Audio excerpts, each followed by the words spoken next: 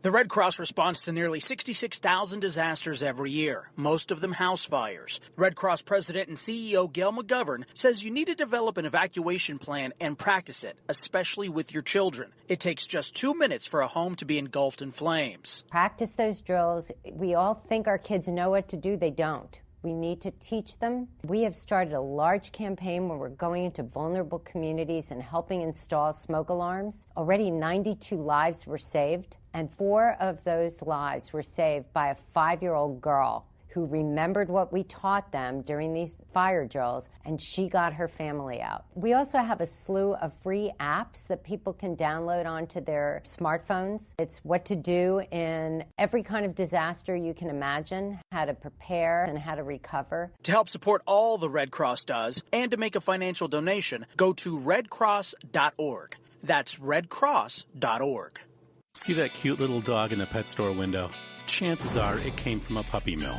A breeding facility that forces caged, neglected, and often sick dogs to churn out puppy after puppy to be sold for profit. Meanwhile, millions of wonderful, healthy pets end up in animal shelters. This leads to the killing of more than 9,000 by the end of today. But with one simple choice, you can help. Just by deciding to adopt instead of purchase your next pet. Animal shelters are full of amazing pets looking for a home. When you adopt your new best friend, not only are you saving a life, you're taking a stand against puppy mills. When your friends see the smart choice and impact you've made, they adopt their next pet and share with 5 of their friends, who share with 5 more. Before long, thousands get involved. Pet stores stop selling dogs from puppy mills, and even more lives are saved. And with your help, we can save them all. Visit bestfriends.org/puppymills to learn more. It's Thursday night, and you're grabbing drinks with some friends. Started off with a pitcher for the table, which quickly becomes 2. There's pool. And there's the photo booth. All right, everybody squeeze in. Say cheese! Followed naturally by an order of wings. And another. Can we get some extra ranch sauce? Then there's the ceremonial nightcap. So what are we doing this weekend? And lastly, it's back to the car, which, if you're buzzed,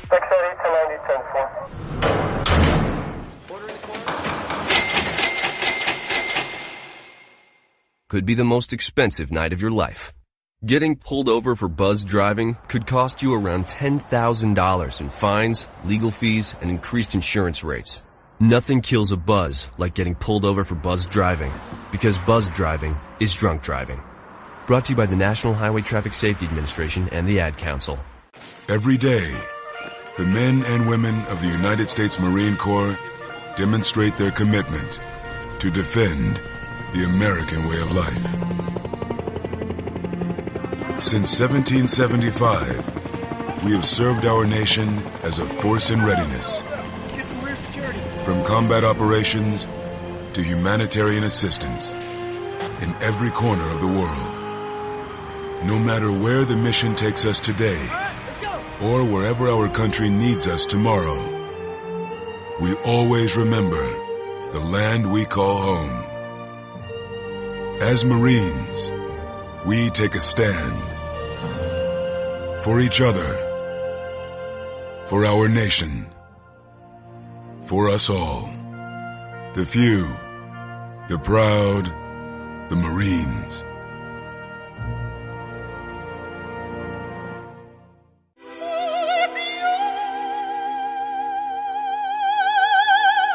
The human voice. It can be sweet as music, powerful as thunder, and so, my fellow Americans, cheerful as laughter. But for millions of people, it can also be a sign of COPD. This serious lung disease can make it so hard to breathe, you often can't catch a breath or finish a sentence, let alone carry a tune. And many who have COPD don't even know it. That's where your voice comes in. If you think you or a loved one have symptoms, talk with a healthcare provider. Early diagnosis can mean better treatments and quality of life. Join us in raising our voices for the millions with COPD who can't. Learn more, breathe better at NIH.gov.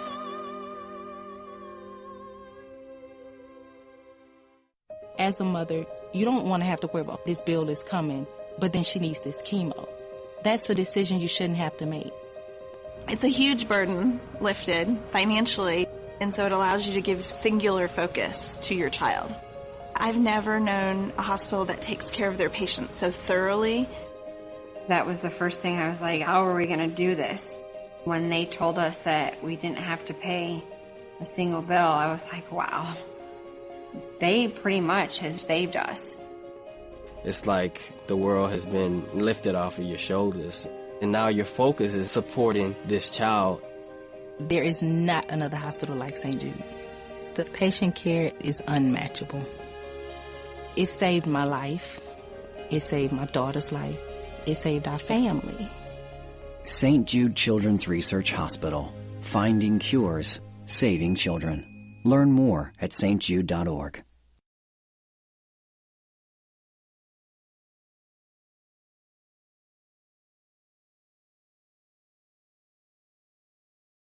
The following program is closed captioned for the thinking impaired. Zinc Media. Feel the power of knowledge.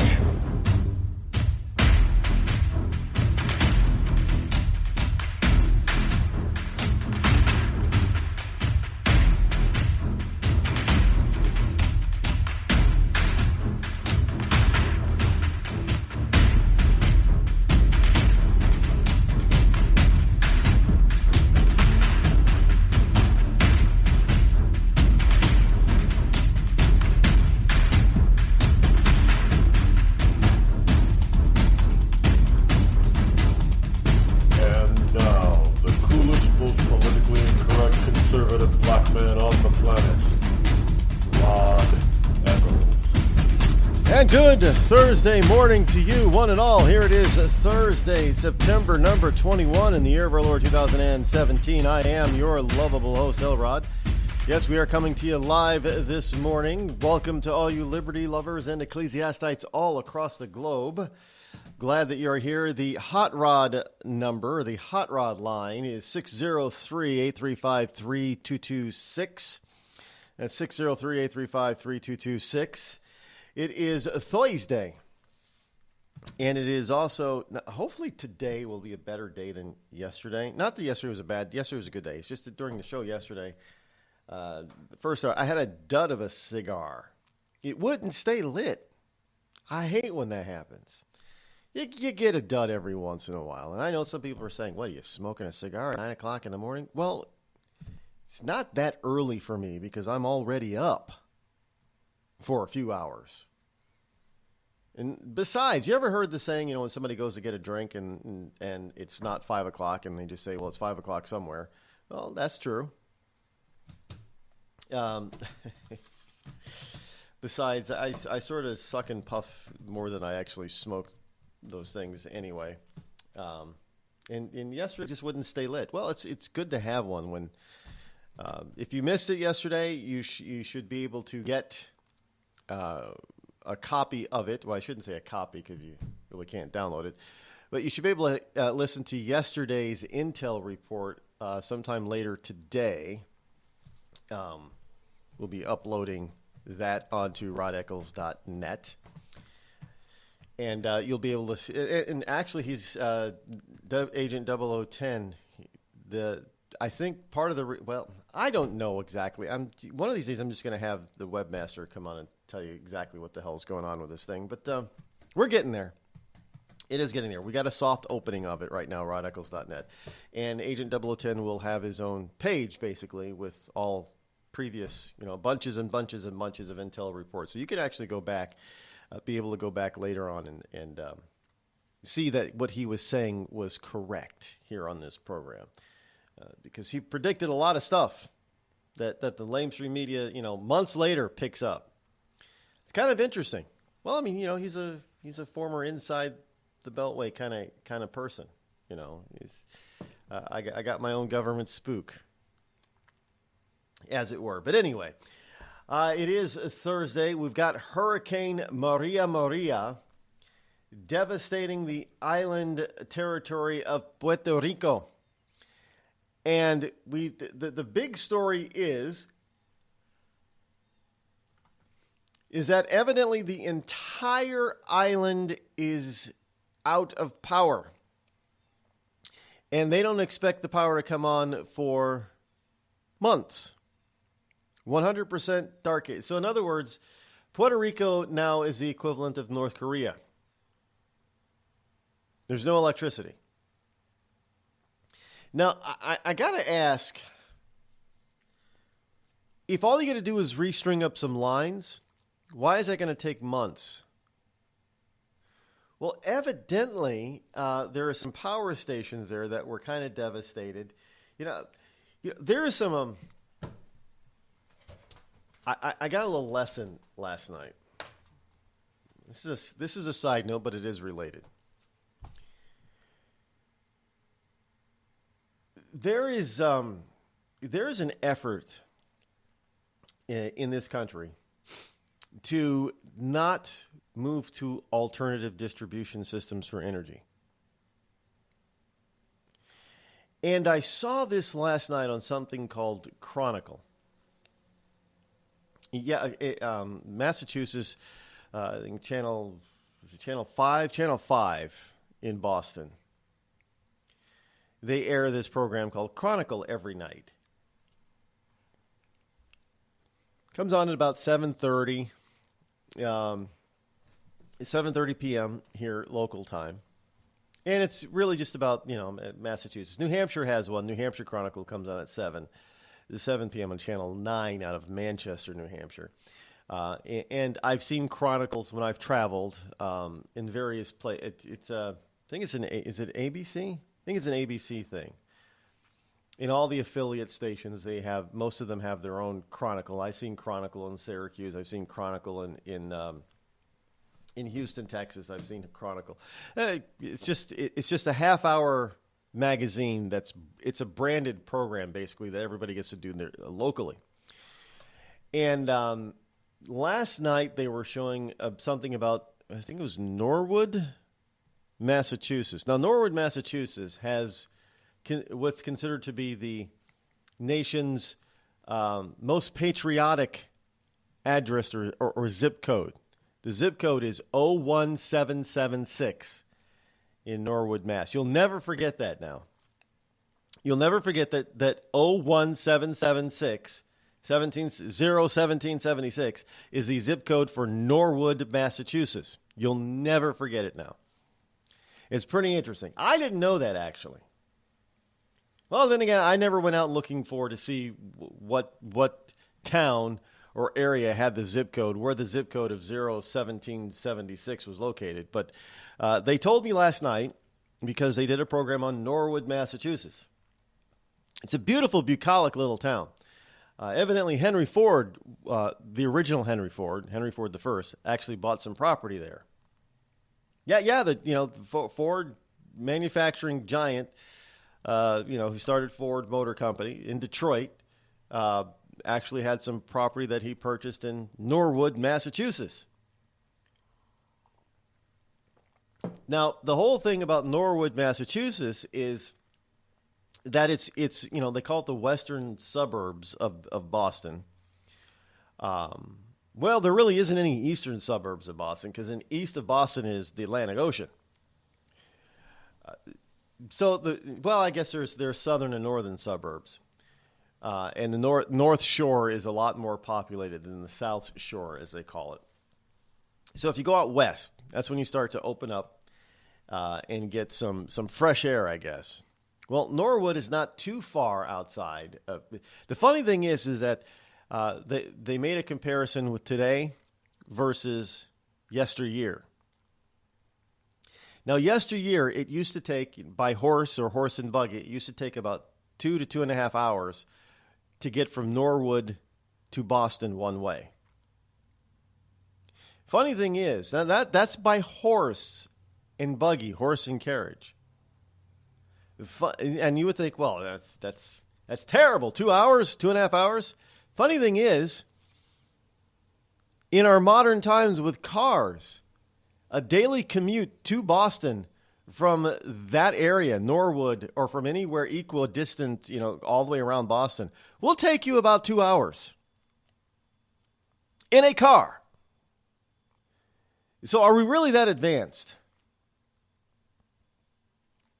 I don't think so. If the commute time is still 2.5 hours one way. So in other words, if you work 9 to 5, you're on the road by 6:30 a.m. or 7 a.m. in order to get to work by 9. And you're not home until 7 or 7:30 p.m., which is probably why they have Chronicle in Massachusetts on at 7:30. Give people time to get home. Just saying. But the power company, Eversource, wants to basically link two power substations via high-tension wires. And I'm thinking, why would they want to do that through a bucolic town like Norwood? Because power companies are only interested in stringing up wires the cheapest possible way they can. Okay, I understand it's business. But they don't care what the aesthetics are. They don't care if they destroy the beauty. They don't care if they destroy the parklands. They would have to cut a 100-foot wide swath in order to put high-tension lines between two substations. Less than 10 miles apart. I'm thinking to myself, well, why do they need to even do that? Because, according to the CEO of Eversource, who they interviewed briefly about it, well, it's to make sure that it's to stabilize the grid and make it more efficient and reliable. And I'm thinking, what? More reliable? Oh, so in case one substation goes down, the other one can still supply the power? So they don't have to build another power plant, is what he's saying. Okay, I get that part. So, but why do you want it? Well, it's along an old railroad track. Well, the old railroad track is now a hiking trail covered by trees. And you want to cut a swath down the middle of this is the same thing they wanted to do here in New Hampshire, to bringing down power from Quebec, Canada, from some hydroelectric project up there. They wanted to cut a swath literally down the middle of the interstate from top to bottom with high-tension power lines. We don't need that power. I'm sorry, but we don't need Canadian power down here in the United States. And not to mention, the power would not be dumped off here in New Hampshire. The lines would head down into Massachusetts.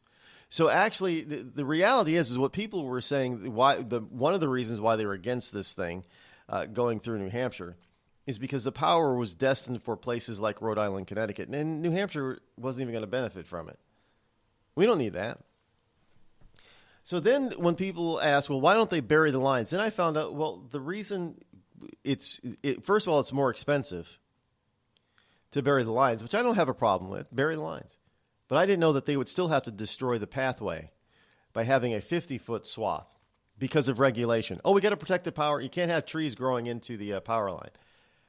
I don't think the trees are going to do that. But so they'd have to cut a 50-foot wide swath. But then there's some townspeople said, well, look, they can route this wire underground along the existing streets and roads of Norwood. And the power company doesn't want to because it's going to add about 2 or 3 miles to the total length of and the cost is just out of the question. Really? This is why I say it is time that we get rid of this overly centralized electric power grid that we have. We got wires running everywhere, but they're not enough. They're easy to take out. Look at Puerto Rico, for God's sakes. Not a single line really is buried in Puerto Rico. And the entire island is now out of power. Why? Well, because somebody fell asleep at the wheel because they got too comfortable because Puerto Rico hasn't had a direct hit from a Category 3, 4, or 5 hurricane in like 85 years. Not to mention you had a bunch of people it was a bunch of Democrats running Puerto Rico for years, much like California and New York and in certain cities like Chicago. Decade after decade after decade run by Democrats and liberals. It's the same for Puerto Rico. And they haven't done what New Orleans. They haven't done what they should have done over the years. So their infrastructure power grid is dilapidated. And now the entire island of Puerto Rico has been sent back to the Stone Age, literally. Now you're probably thinking, well, why get upset over that, right? That's Puerto Rico. No. Puerto Rico is part of the United States. I've been to Puerto Rico. It's a beautiful island. I have some friends who are Puerto Rican. Friendly, hardworking people. And they have been screwed because of the Democratic Party and the Democratic beliefs. And they have been screwed because we have a government that believes in big centralized everything.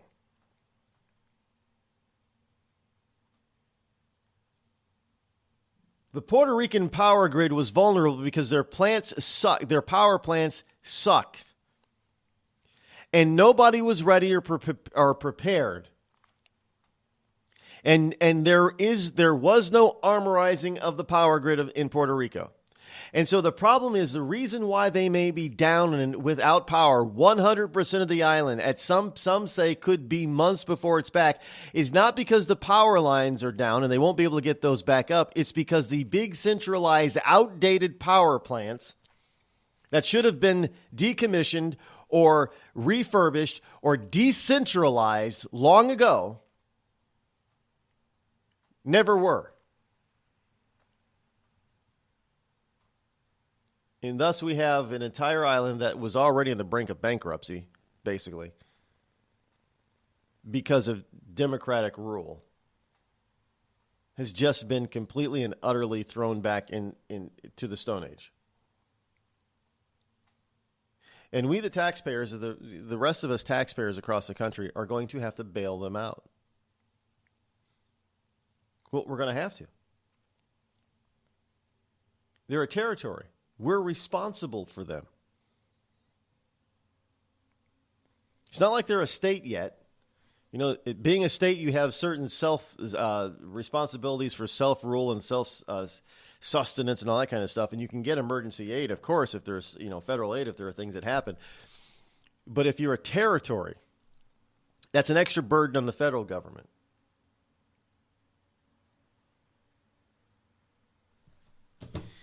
So we're going to have to bail them out.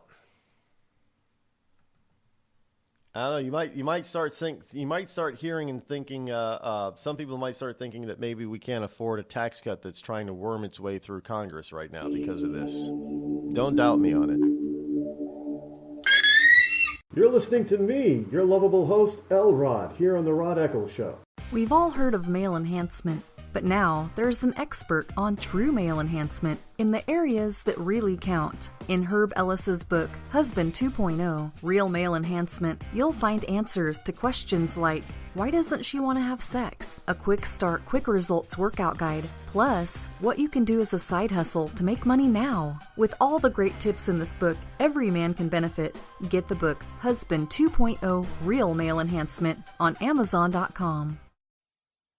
Tired of paying outrageous prices for Viagra? Well, we have great news for you. Now you can finally get Viagra at huge discounts. Healthy Man allows you to save up to $500 on Viagra. Why pay U.S. pharmacy prices of $15 per pill or more when you can get Viagra for less than $3 a pill? Call today and get 40 Viagra pills for only $99. This can cost as much as $600 at your local pharmacy. You can't afford not to call us. If you want Viagra at the lowest prices, never pay $15 a pill pharmacy prices again. Get Viagra for less than $3 a pill. Call 800-595-2614 today and save up to $500 and get 40 pills for just $99. Healthy Man is fast, easy, and affordable. Operators are waiting at 595-2614 to take your call now. Call 800-595-2614. That's 800-595-2614. Again, 800-595-2614. It started with a knock, but it wouldn't end there. What happens in the story next, many wouldn't understand, and most wouldn't believe. 5 + 2 = Perfection by Samuel Rosette Jr. is a must-read. The scriptures within are reminders of the ancient past, and yet intriguingly infuses with texts which stand on the edge of the stage of relevancy. Available online at Westbow Press, Amazon, Books A Million, Barnes & Noble, and SamuelRosetteJr.com.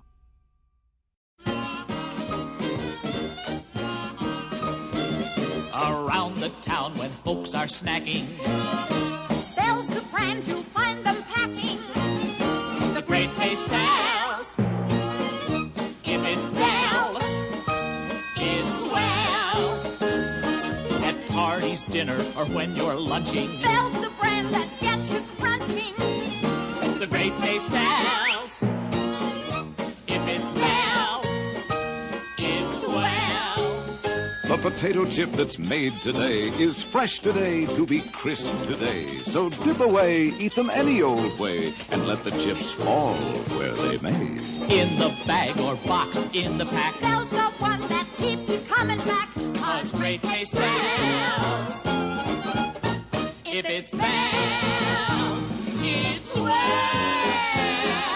Bell, swell.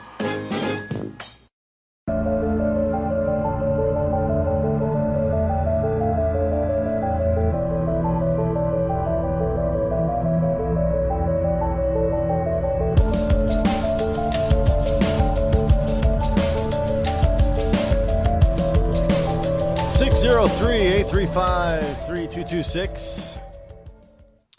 That is the hot rod line to the program, should you wish to utilize it. We find our island destroyed. Hurricane Maria's rampage demolishes Puerto Rico. According to the Miami Herald, Speaker of the House Paul Ryan, FEMA will have more money in the pipeline. And there are stories all over the place talking about the devastation of Puerto Rico by Maria. Now, the thing about Maria is that she was she came on as a Category 4 yesterday morning. She hit Puerto Rican land with winds of about 155 miles per hour. She dropped overnight to a Category 2, by the way, but could regain its major hurricane status by Thursday evening. The Turks and Caicos Islands and the southeastern Bahamas will see hurricane conditions starting this evening. Before hitting Puerto Rico, Maria battered St. Croix in the U.S. Virgin Islands for about 5 hours, which means, the U.S. Virgin Islands means that our territory, our possessions. You don't need. Did you know you don't need a passport to go to the U.S. Virgin Islands because you're not leaving the country, basically. See, Rod, you said yesterday that we weren't an empire. Well, I'm not even going to get into that crap, but yeah, we do have certain possessions and certain territories, and the U.S. Virgin Islands is one of them. Forecasters say it could regain strength for sure, and Maria could again become a major hurricane by Thursday, which is today, Thursday afternoon, and it is not Thursday afternoon yet. So Maria has been blamed for 10 deaths so far on Puerto Rico, on Dominica, and on Guadeloupe.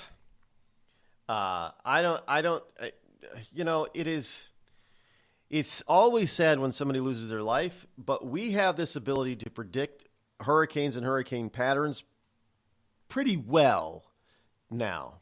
I mean, if you don't overblow it, if you don't blow it out of proportion like they did with Harvey and Irma, if they're actually, believe it or not, they were, from what the reports that I saw, they must have learned a little bit from Irma, because they were a little bit more accurate with Maria.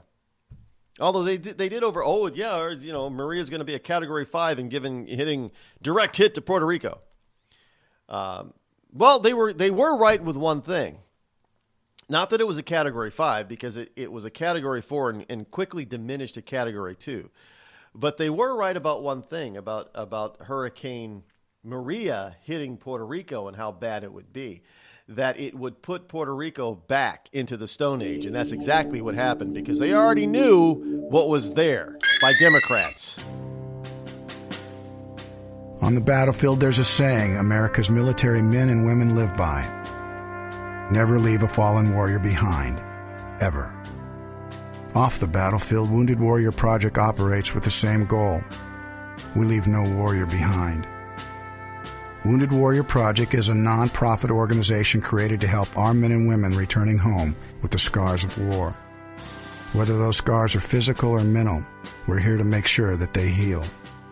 And whether it's helping those with post-traumatic stress disorder live a normal life again, or giving much-needed support to injured warriors in veterans' hospitals.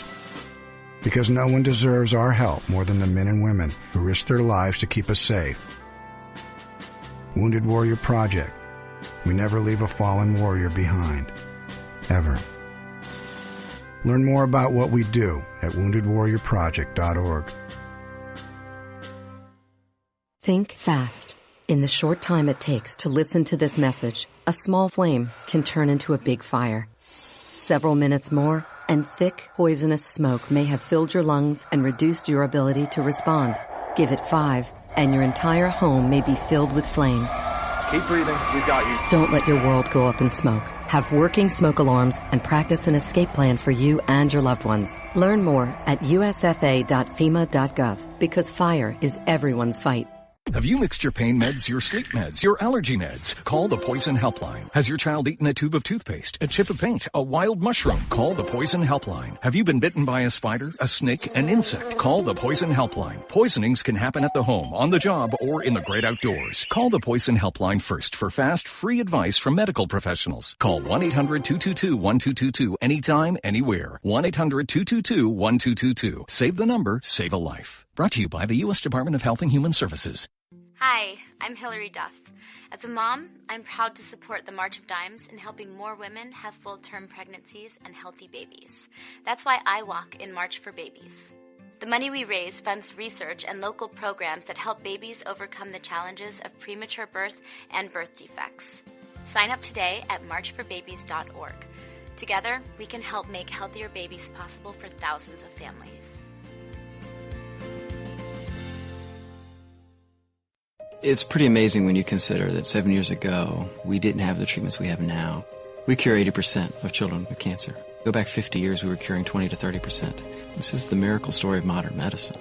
We understand what makes this cancer tick. And of course, without donors from around the world, this just couldn't happen. There's one thing we're focused on, and that's beating this thing. St. Jude Children's Research Hospital. Finding cures, saving children. Learn more at stjude.org. It's Thursday night, and you're grabbing drinks with some friends. Started off with a pitcher for the table, which quickly becomes 2. There's pool. And there's the photo booth. All right, everybody squeeze in. Say cheese! Followed naturally by an order of wings. And another. Can we get some extra ranch sauce? Then there's the ceremonial nightcap. So what are we doing this weekend? And lastly, it's back to the car, which, if you're buzzed,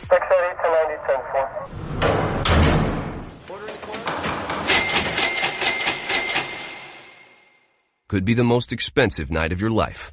Getting pulled over for buzz driving could cost you around $10,000 in fines, legal fees, and increased insurance rates. Nothing kills a buzz like getting pulled over for buzz driving, because buzz driving is drunk driving. Brought to you by the National Highway Traffic Safety Administration and the Ad Council. America's wounded warriors are coming home. After serving on foreign shores, these brave men and women are returning to their families and communities. Many have wounds you can see, and many have wounds you can't see, like post-traumatic stress disorder. Now that these warriors are back home, they are ready to enter the civilian workforce. To help, Wounded Warrior Project has developed the Warriors to Work program, a career counseling service that helps warriors translate their military experience to the civilian workplace. These extraordinary men and women bring proven world-class job skills and a unique perspective on teamwork to the job. And to ensure the right warrior finds the right job, Wounded Warrior Project works with employers to find just the right match. When you hire a wounded warrior, you hire an intelligent, talented, and committed new employee. Contact Wounded Warrior Project at findwwp.org. Welcome home the brave. You're listening to The Rod Eccles Show. Let truth be told.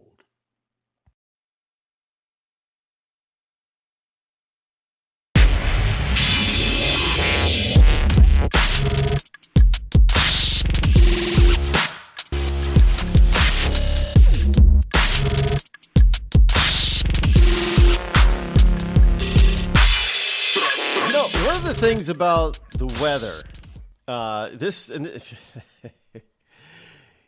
there's a story here, and I'm not even going to really get into this kind of crap, but there's a story here. San Francisco and a couple other leftist-run cities are now suing a bunch of oil companies for global warming and the rising oceans because of they've promoted the use of fossil fuels like oil, which is the main cause of man-made climate change, global warming, and the rising seas. The problem with this lawsuit is, and I know that in a liberal court, the facts don't count.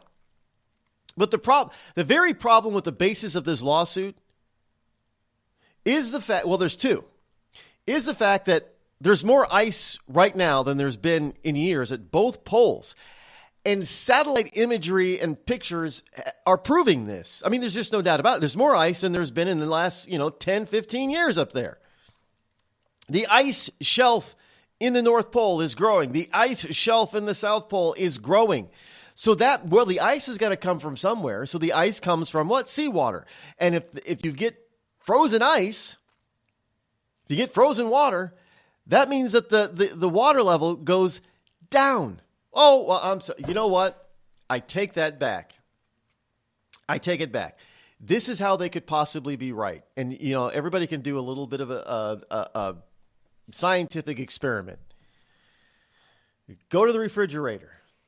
Grab yourself some ice cubes. Put those ice cubes in a glass that you took from your cabinet, possibly before you went to the refrigerator to get the ice cubes. Otherwise, your hands might get cold holding onto the ice for too long. Put the ice cubes into the glass. Then go fill the glass up with water. You notice that the ice cubes float and it looks like your glass is full. Right? Okay. Get a second glass from your cupboard. While making sure that the ice stays within the first glass, pour only the water into the second glass. Notice the glass is only about a third to a half full. And you're probably thinking, well, wait a minute, my glass looked full before. Well, because the ice took up a lot of the area. So maybe the ocean is acting like your drinking glass. And because we're getting so much ice now that's floating into the ocean, it's causing the levels to rise just like it does in your glass. Well, I mean, that's the only logical explanation. I'm just saying. The only logical explanation. The other part is that these people can't get these predictions right for using all these wonderful models that they come up with. They cannot get their doomsday predictions to pan out. Hell, they can't even accurately produce the weather. We're supposed to have rain today here due to the remnants of Hurricane Jose. Well, now it's Tropical Storm Jose. The sun is out. Now, I don't know about you, but it's a little difficult for it to rain when it's sunny. But this is what we've been told all week, beginning of the week. Yeah, it's going to be kind of nasty on Wednesday and Thursday. It's going to be rain, rain, rain. We didn't even get any rain yesterday. It was cloudy yesterday. No rain. No, it looked like it was going to rain. Didn't rain. But this is what even our weather people were telling us. On locals, yeah, expect some rain. Could be, up to 2 inches in certain parts, north and New Hampshire. Didn't get a drop. Supposed to rain today. Now, the sun's out. Not complaining that the sun is out, but just saying, they can't even get the weather for tomorrow correct.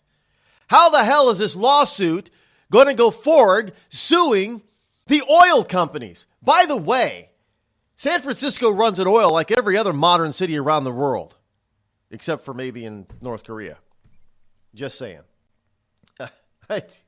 This is just idiotic. Okay, let's go to the phones, to the hot rod line. 731, you're live on the Rod Eccles Show. Good morning. I hope you still have power. Hey.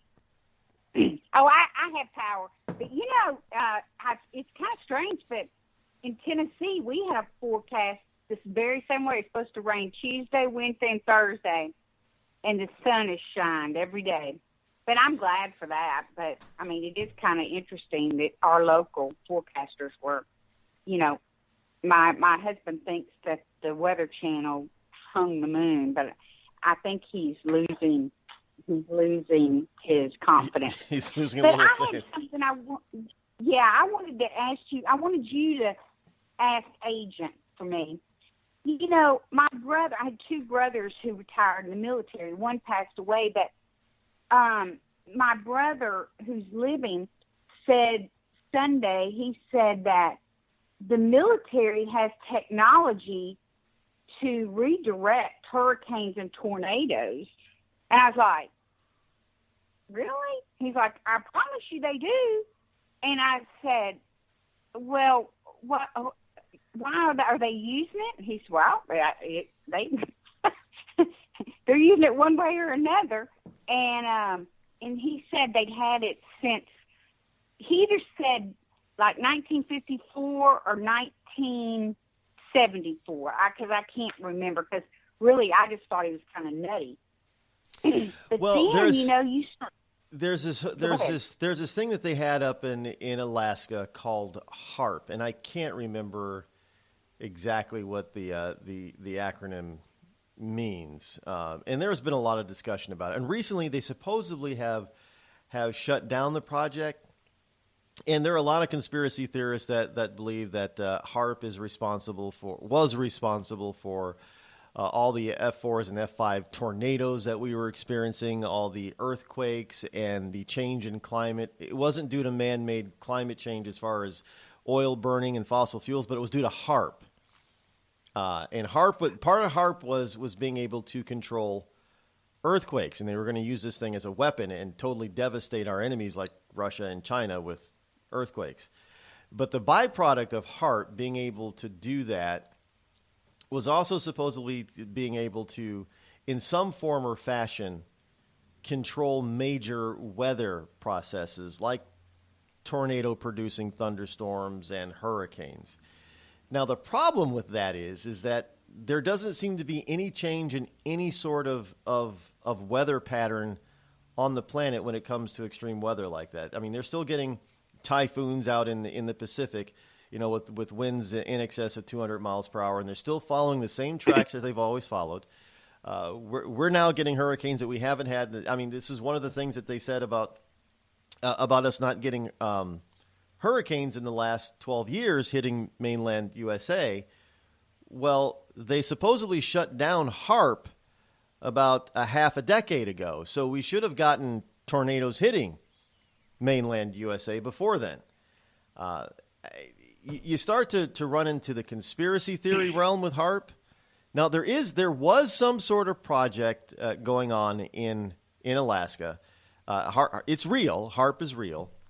But nobody really knows what its goal was or what types of experiments that they were really doing. But supposedly they shut it down about 5 or 6 years ago. I could be wrong with that. I'm not a conspiracy theorist. I don't follow that stuff. But your brother may have.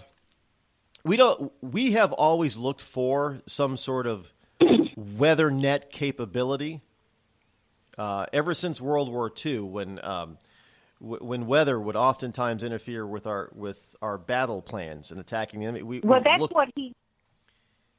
what he said. They used it. He said in Iraq to have dust storms before they took a mission. Like they would.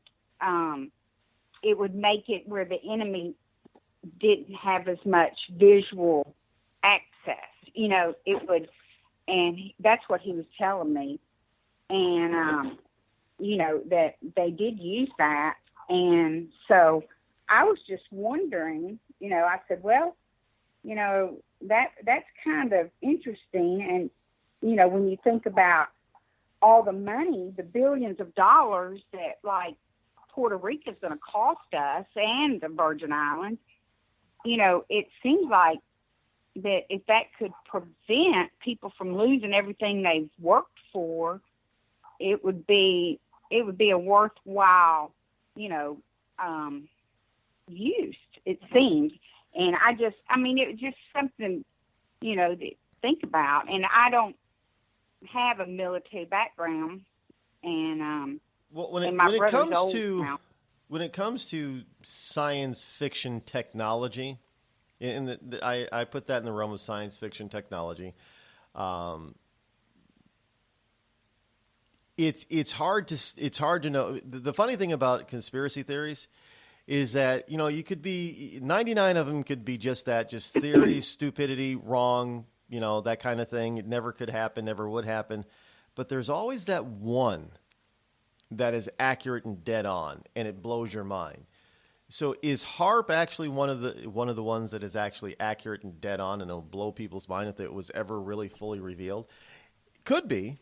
Could be the fact that the reason why we're getting hit by hurricanes one after the other now is because they actually shut HAARP down, and HAARP was developed to be able to keep the U.S. a little bit safer from massive weather patterns like that. But it didn't help anybody in the center of the country in Tornado Alley, because we've had F4 and F5 tornadoes destroying whole towns in that time period. It destroyed one of the town I lived in, like in 2007. We had a horrible tornado, 2008. But so maybe I thought that. I don't get. Look, I'll admit it. You're getting into a realm for me that I know very little about. Yeah, well, me too. But maybe I want to research that and maybe come up with something about if, because maybe the right hand doesn't know what the left hand's doing. That often happens in our government. Yeah. Agent has told us. Agent 0010 has told us about stories like that, where you have one intelligence agency not knowing what the other intelligence agency is doing, and sometimes they work against each other and they don't even know that they're doing it. But yeah, that's exactly right. I wanted to talk about, if you had time, about the Justice Department coming out and CNN having to admit that they really were wiretapping Trump, his campaign manager, and he lived in Trump Tower, Manafort, and I thought that was very interesting after they made fun and poked fun and had headline after headline how that was just ludicrous. And we had they're Brennan. still trying to hedge their bet a little bit by saying, well, they didn't tap Trump's lines. Does Trump own all the lines in Trump Tower? Well, I would say yes. Technically, yeah, he does. That's his property. Yeah, if he owns a building. My thing is, I want to know, where is the Justice Department and the FBI on that? Because, we know James Clapper, he committed perjury, and so did Brennan. They both said, without a doubt, that was not true. And Comey leaked. You have Deborah Washington, Howard Wasserman Schultz, tied with these Pakistani spy ring. And I'm telling you, that is another thing that, makes me wonder, about our weather. You have got foreign people in our country running our IT, and I don't think that operating a spy ring in Congress is a good thing. And I can't believe that these congressmen, I would be all over that. And I would be at the Washington Post, saying, why are you not reporting on this? Maybe they're just all compromised. I don't know. But, you've got Susan Rice, unmasking, and then I hear they're going after Michael Flynn's son. Well, I'm here to tell you, we need to go after what they've been doing. It seems like a whole lot more funny, gutty things going on with them to me than what they're trying, their little romper room game, Yeah, well, But I hear what you're saying, and there is definitely something wonky, as somebody once told me, is going on in D.C. because these people. I mean, yeah, you would think that if somebody is spying on you or has the ability to spy on you, you think you would want to stop that. Go all out and do whatever power that you have everything you could to stop it. But these people don't seem to be. The swamp doesn't seem to be moved, which makes me think and believe that that this has been going on for a long period of time, and they've known it, and maybe to a certain degree, maybe they're using it to their advantage. I mean, because there's also counterintelligence when you know you're being spied upon, so you issue disinformation. Maybe they think that that's what they've been like doing a all psych these. op. Yeah, Did all you know these years. that's why we can't get anything done. That's why we've never really gotten anything done. They've all been on the same side. But that's why, I'm telling you again, thank God for Donald Trump, because if he doesn't get anything else done, the swamp rats have been exposed. And, they're running from the light. But I have to believe that God's going to reveal this, and we're going to be surprised. I do believe that we're going to be surprised. And I know there's a certain amount of corruption in any big organization, but good God, oh Lordy, my mercy, is what Comey say. Lordy, I hope not. But it's, I think people are going to be real surprised if they just take their blinders off, because the mainstream media, they're complacent. They don't care. They're going to hide. They're not going to report it, because they don't care. They don't think it's affecting them.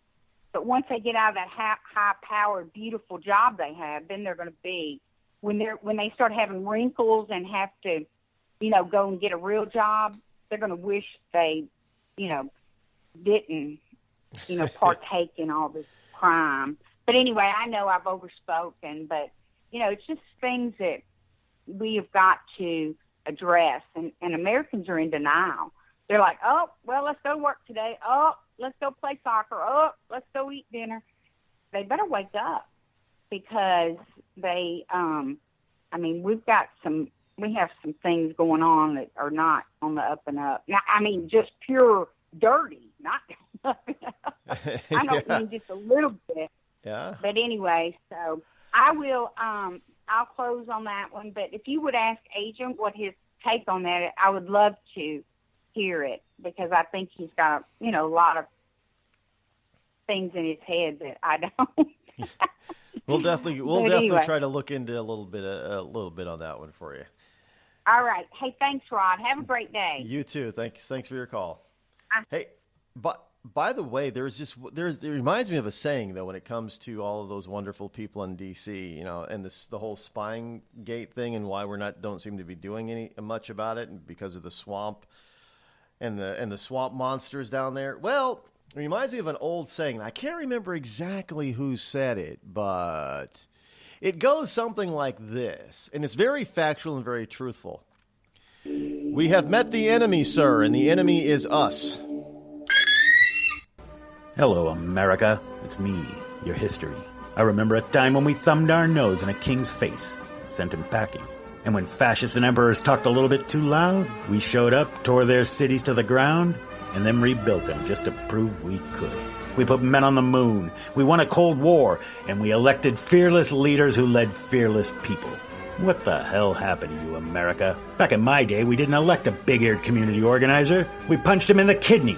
Maybe it's time you came home, America. Home where you belong.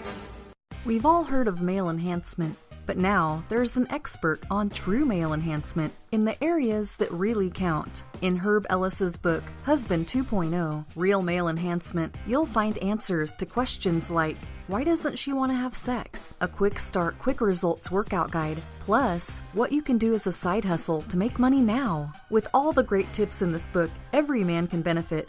Get the book, Husband 2.0, Real Male Enhancement, on Amazon.com.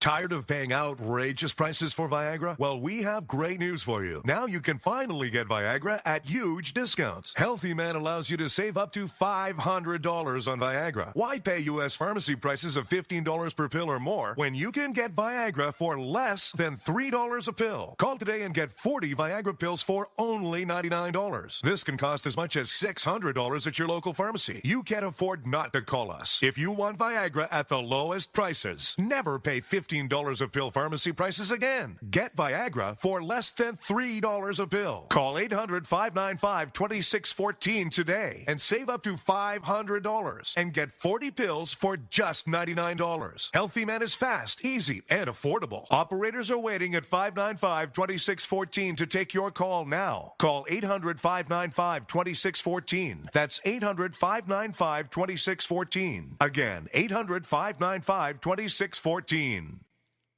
It started with a knock, but it wouldn't end there. What happens in the story next, many wouldn't understand, and most wouldn't believe. 5 + 2 = Perfection by Samuel Rosette Jr. is a must-read. The scriptures within are reminders of the ancient past, and yet intriguingly infuses with texts which stand on the edge of the stage of relevancy. Available online at Westbow Press, Amazon, Books A Million, Barnes & Noble, and SamuelRosetteJr.com. This is Free America broadcasting on the Rod Eccles Show with a message to all patriots trapped behind the lines in California, New York, Boston, and Chicago. Don't give up, true lovers of America. Even as we speak, moves are being made to drive the invaders back to the land from which they came. Defeat the would-be dictators and lift the chains of tyranny from around your neck. Stay strong. Stay brave. You're not forgotten, and you're not alone. Until next time, patriots, this is Free America signing out. Call Rod now, 603-835-3226. Lines are open.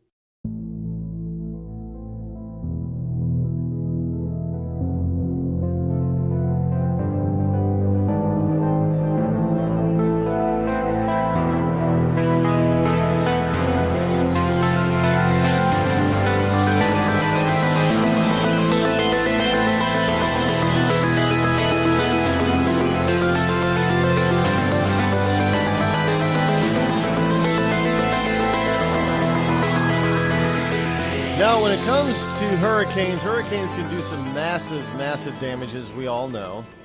But there are things that we can do ahead of time to do what I call armorizing our systems. And that's you know, look, Puerto Rico, the problem with Puerto Rico is part of the United States, which means they have a lot of, they have our building codes. It's not some second-rate Caribbean island. At least it's not supposed to be. You know, where the building codes are not up to snuff like building codes here in the USA are. Puerto Rico is part of the USA, so a lot of their building codes are the same as the mainland. And yet this hurricane seems to have blown through the island of Puerto Rico and done some devastation. And I am pretty sure that we're going to find out later, as time goes on, that what happened in Puerto Rico is much like what happened in New Orleans. And what you're probably going to have is a bunch of lamestream media officials out there, and somebody like, is there equivalent of a Puerto Rican Kanye West? President Trump hates Puerto Ricans, man. Yeah, he do. Don't doubt me that that's what they're looking for. They're already doing it. Trust me, they are. They're looking to blame Trump on this. Have you ever thought to yourself, I'm a leftist elite Hollywood a-hole? If so, good news. The Rod Eccles Hollywood Community College is now open, featuring such courses as unemployment is not paid vacation. No, Americans don't want to spend $19 for an order of French fries, and the ever-popular shut the hell up. Why, just listen to this big-time celebrity endorsement. I'm not Rosie O'Donnell, and I think this school's offensive, sexist, and racist. And I think you're a giant a-hole who needs to shut the hell up. Hey, we teach a course in that. The Rod Eccles Hollywood Community College, where being an a-hole is not a guarantee you'll be an A student.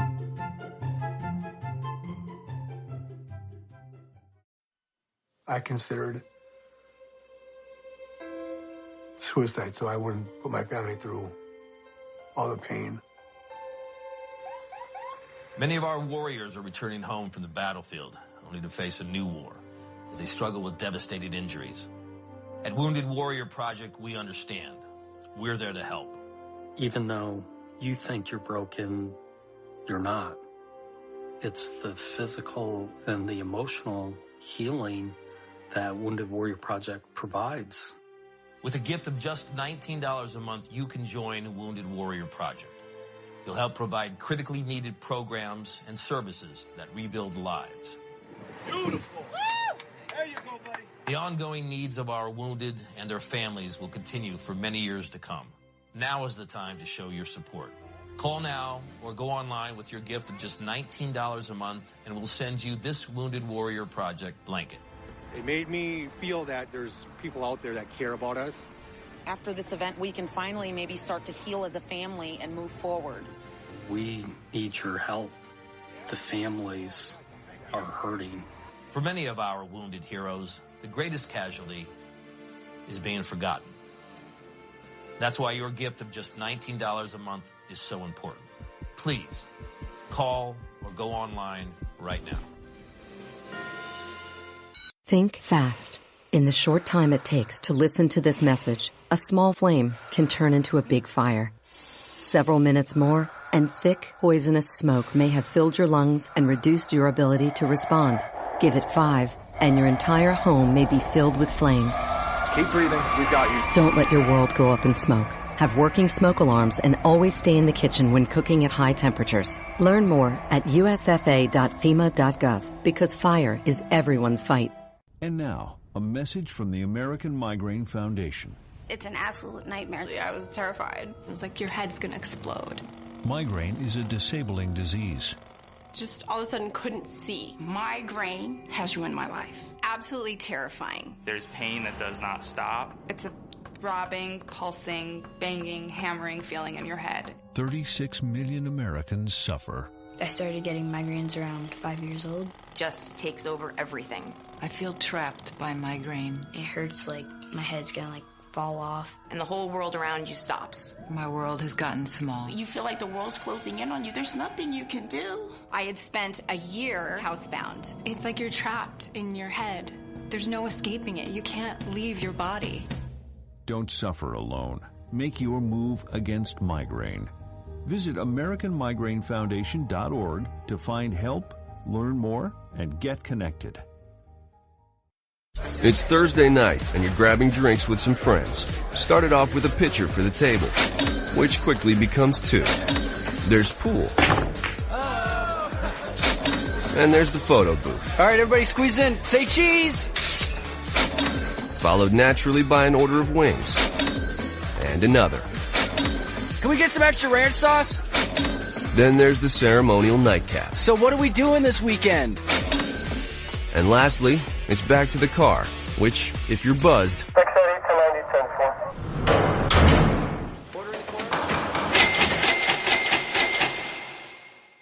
could be the most expensive night of your life.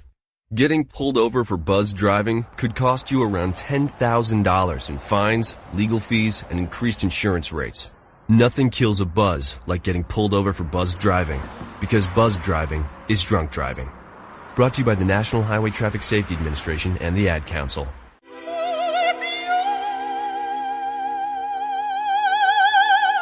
The human voice. It can be sweet as music, powerful as thunder, And so, my fellow Americans, cheerful as laughter. But for millions of people, it can also be a sign of COPD. This serious lung disease can make it so hard to breathe, you often can't catch a breath or finish a sentence, let alone carry a tune. And many who have COPD don't even know it. That's where your voice comes in. If you think you or a loved one have symptoms, talk with a healthcare provider. early diagnosis can mean better treatments and quality of life. Join us in raising our voices for the millions with COPD who can't. Learn more, breathe better at NIH.gov.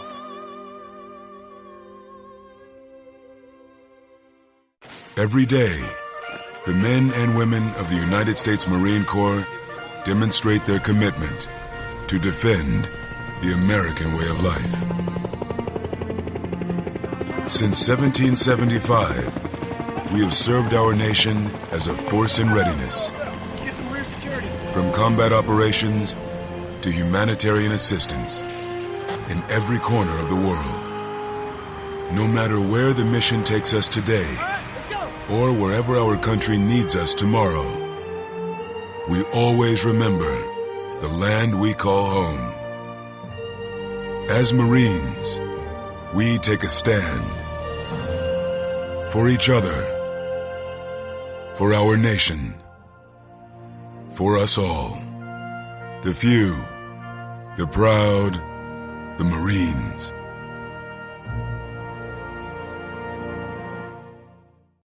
Zinc Media. Feel the power of knowledge.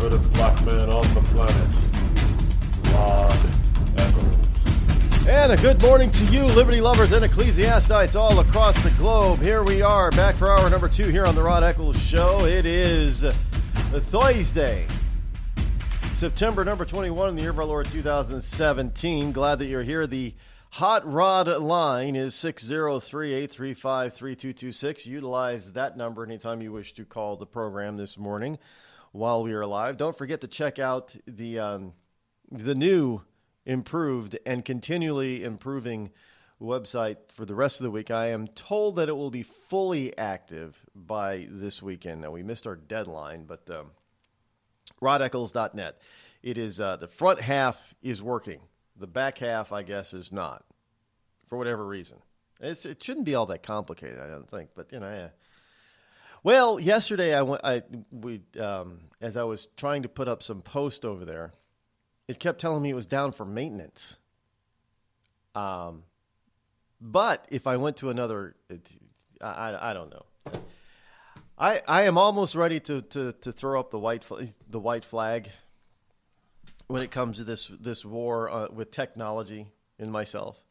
But there's just something in me that just will not give up. There's just something in me that just keeps saying, I am going to win. Even if I have to go to school and learn all this stuff, there's probably people out there that are just hacking. It probably has a lot to do with hacking. It probably has a lot to do with folks like Anonymous.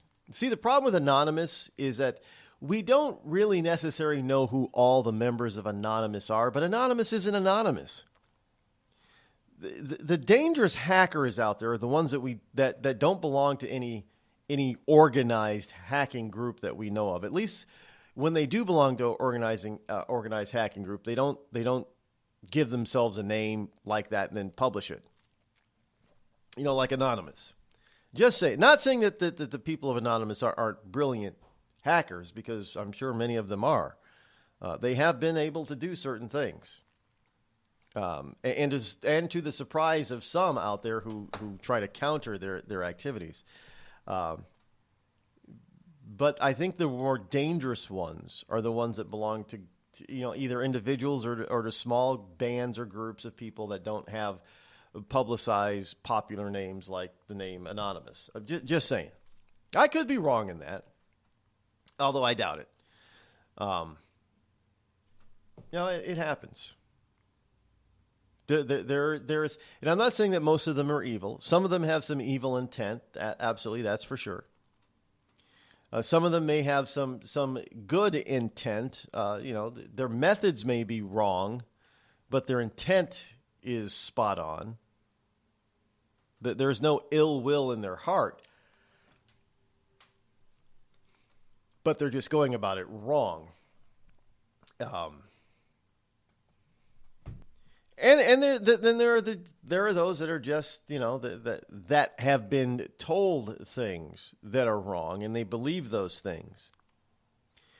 And so they're acting upon and acting out on the misinformation, and the misinformation is given to them on purpose, or they're being misled on purpose. It's kind of interesting that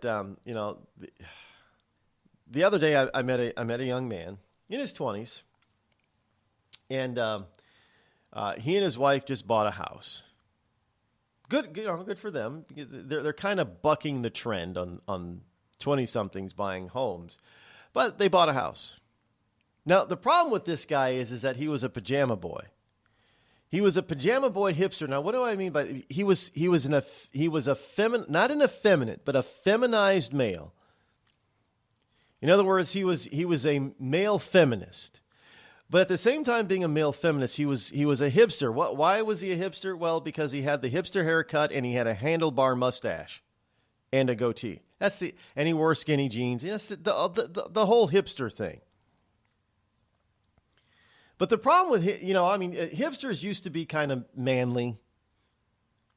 I don't think the hipsters ever really 60s, I guess those are hipsters. They all wore all black and that was their clapping, and they went to the bars and the coffee shops in the 60s and listened to stupid poetry. Well, today's hipster is pretty much the same thing without all the dark alley stuff. But their outer appearance is a conflict, because they'll do things with their facial hair, for instance, that makes them appear and look really manly. But then their physical appearance, they're thin, they're waif-like, they wear effeminate type of clothing. They do the man bun thing often, which just doesn't work for them. Sorry, it doesn't. But they're told that this is perfect. This is the way they're supposed to be. This is the way males should be. We should be effeminate. We should be hipster.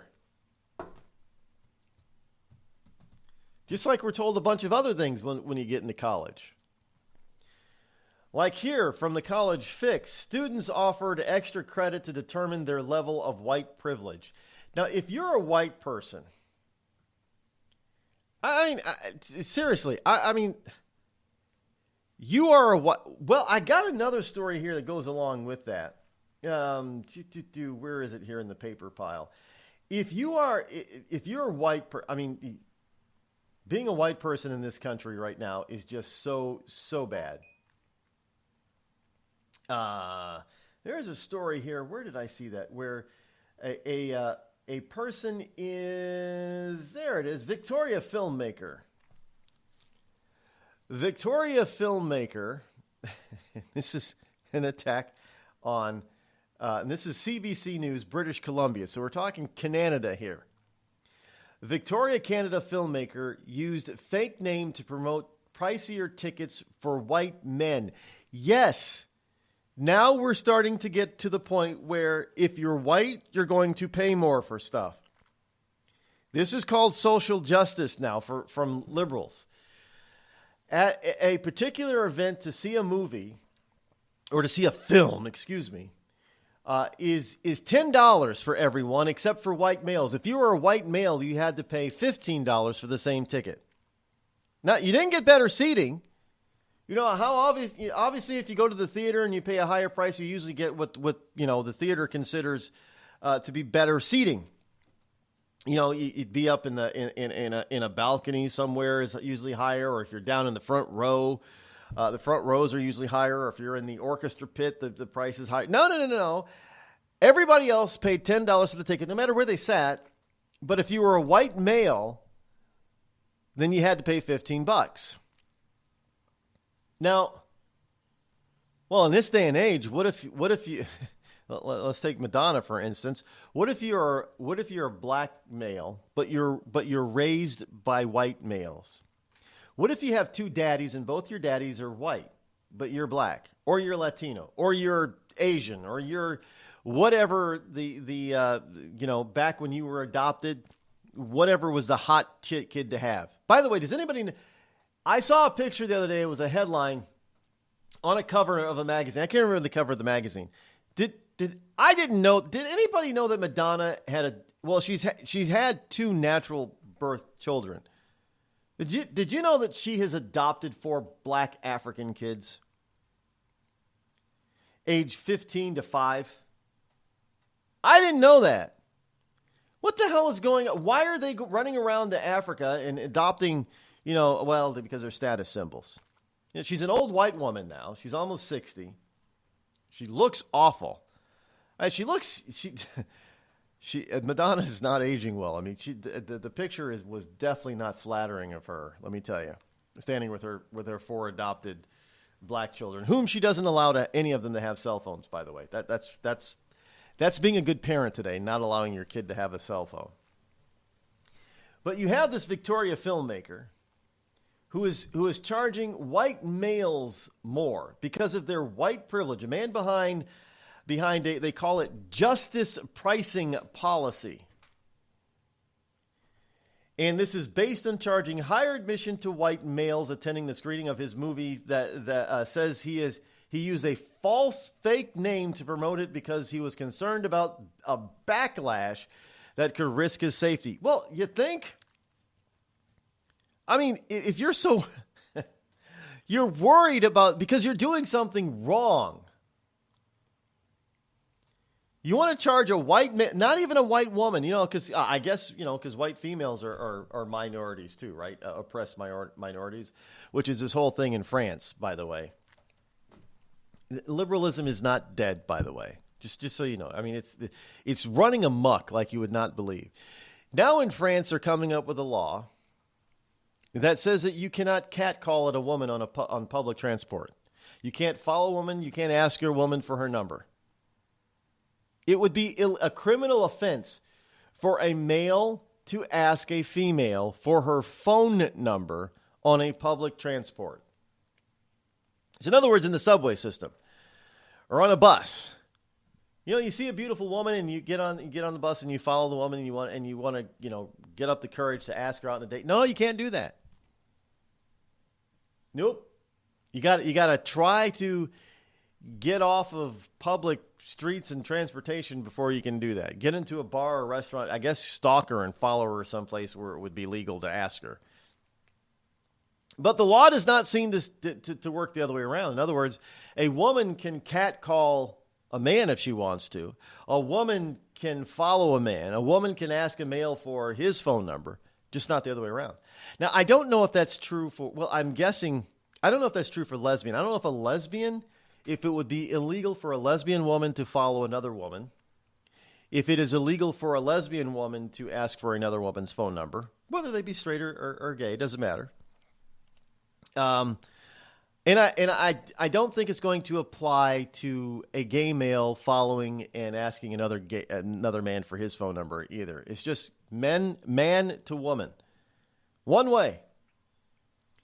Just like Shiraz Higgins, this filmmaker up in Canada, he said he received death threats at an email account he created with the false name Sid Mohammed. You think maybe he might have received some death threats because the name was Sid Mohammed, and admitted that he used a pseudonym in an interview with the Canadian press a day earlier. I've been wanting to have a layer of safety between me and angry citizens in order to keep the tension from being completely locked in on me, he said, adding he feels silly for using a false name. I feel bad that it's clearly made some people upset and that it has undermined the overall message that we're sending out here. Well, what message are you sending? You want people to see your film or not? You're going to charge white men $15 and everybody else $10 to see your damn movie, which probably sucks anyway. So in other words, you're charging the white male liberal feminized hipster $15. Now the feminized liberal hipster probably doesn't have a very good job to begin with, because after all he's liberal and he doesn't need money, right? So he probably can't afford it. He could probably afford your $10 price, but probably not your $15 price. And he's probably gotten that way because he goes to a school or a college, an institute of higher learning, that offered him extra credit to determine his level of white privilege. And he should feel bad and sorry about his aforementioned white privilege.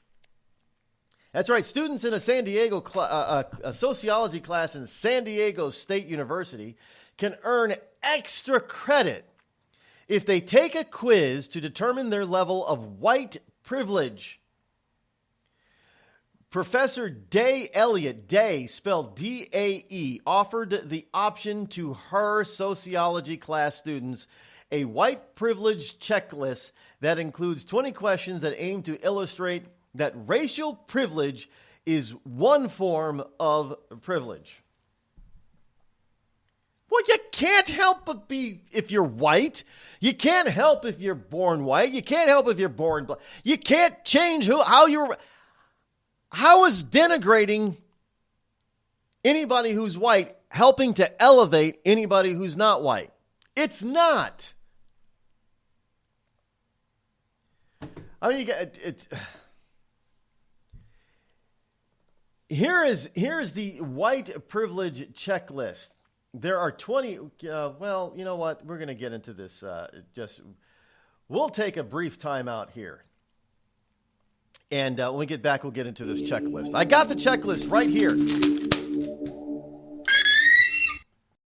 You're listening to the Rod Eccles Show, the coolest, most politically incorrect, conservative black man on the planet.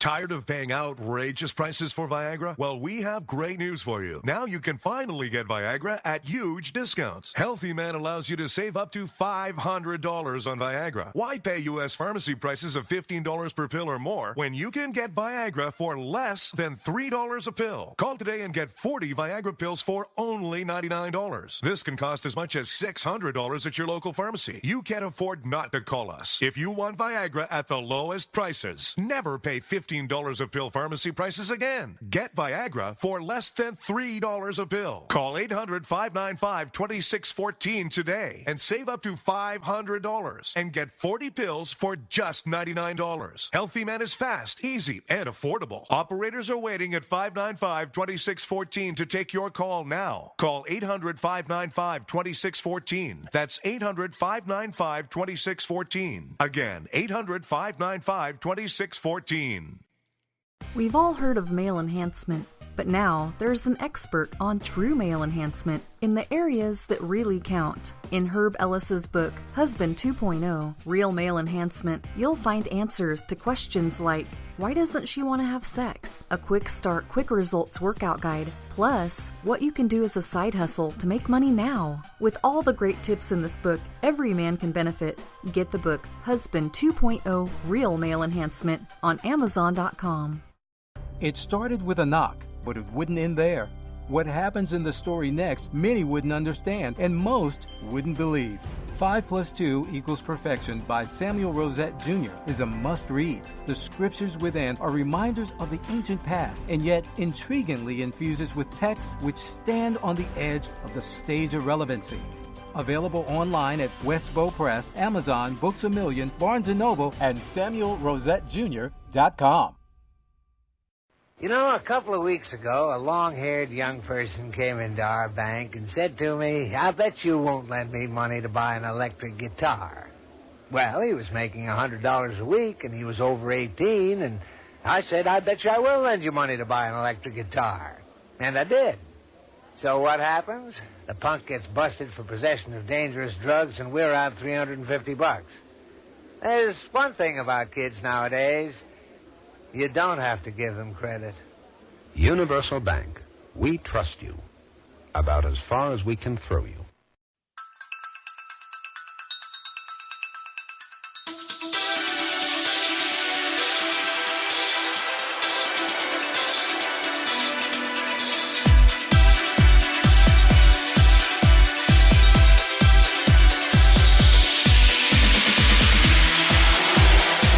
Folks, this white privilege checklist is just, the insanity of it is just, well, you might think it's laughable at first until you realize that this was actually developed by somebody.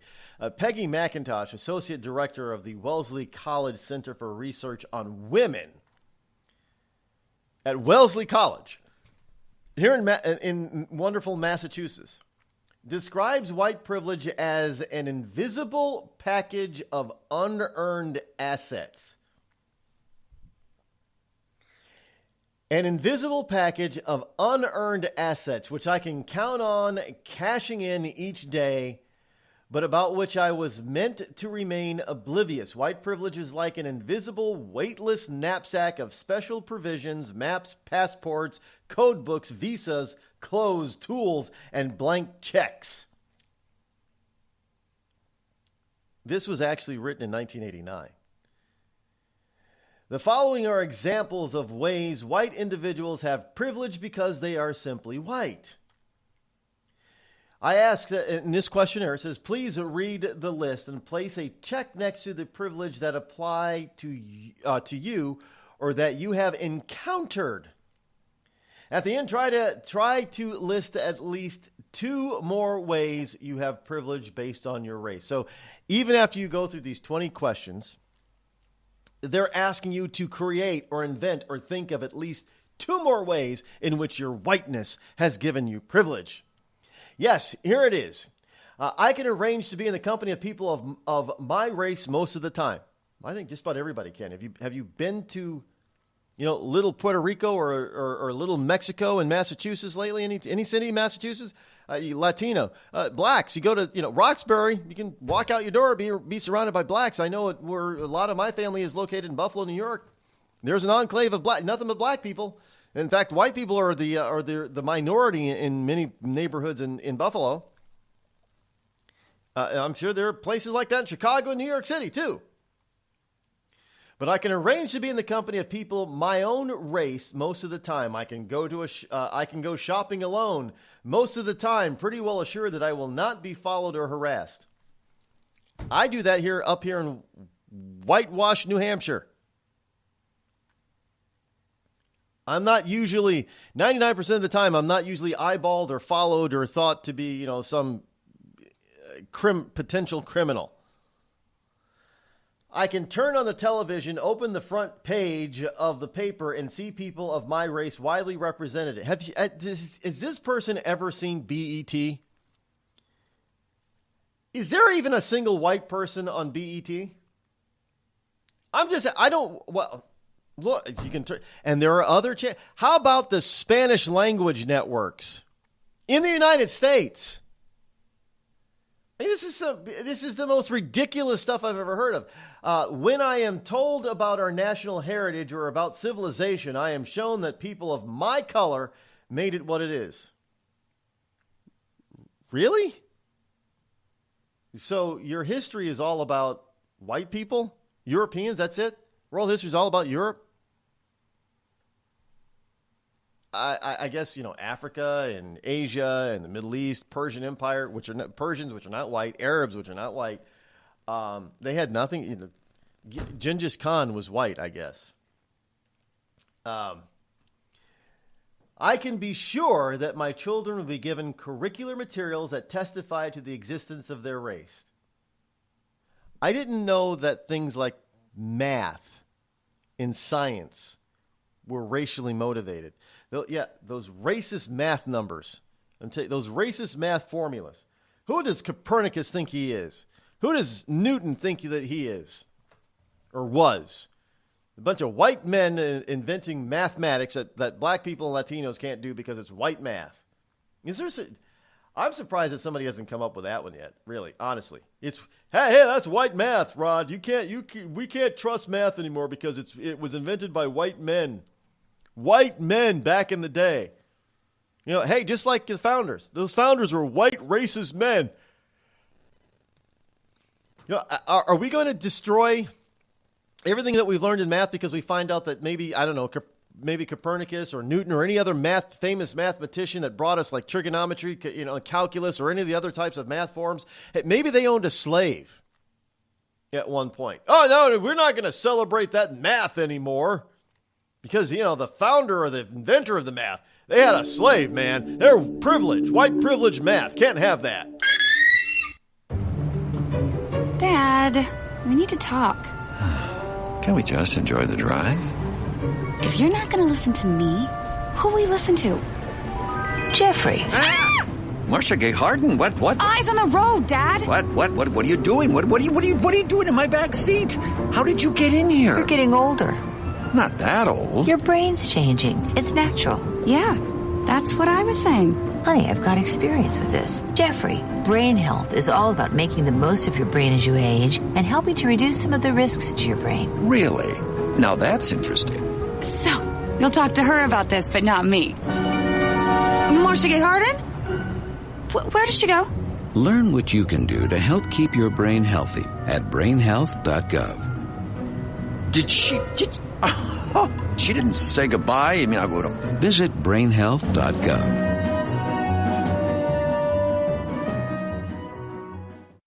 Every day, 70,000 puppies or kittens are born in the U.S. Cute, right?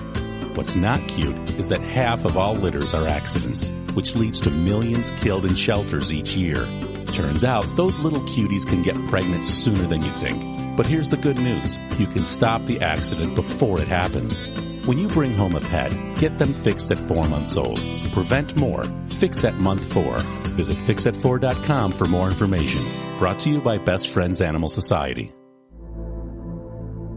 There's a threat targeting America. One that's growing fast, but may still be hard to see. Lyme disease. Spread by tiny ticks, often smaller than the head of a pin. This dangerous disease is now more widespread than West Nile, tuberculosis, and HIV/AIDS combined. And if left untreated, it can lead to arthritis, facial paralysis, and even memory and concentration problems, often called brain fog. As the threat of Lyme disease grows to more than 300,000 projected cases each year, it's time for us to target Lyme disease. That means checking for ticks when you've been outside, even in your own backyard. It means seeing a doctor if you experience the symptoms of Lyme disease, which can include joint pain, flu-like symptoms, fever, fatigue, or sometimes a bullseye-shaped rash. Set your sights on stopping Lyme. Learn how you can target Lyme disease at targetlyme.org. Battles aren't won solely on the field. That's a common misconception. Battles are won within, over enemies of fear, enemies of doubt. In that place where promises are kept. Promises to oneself. This is a physical training event! Promises to one's community. Healthy people move debris out of their house. Promises to one's country. In the heart of every Marine, you'll find a promise. A promise forever kept. A promise of battles won.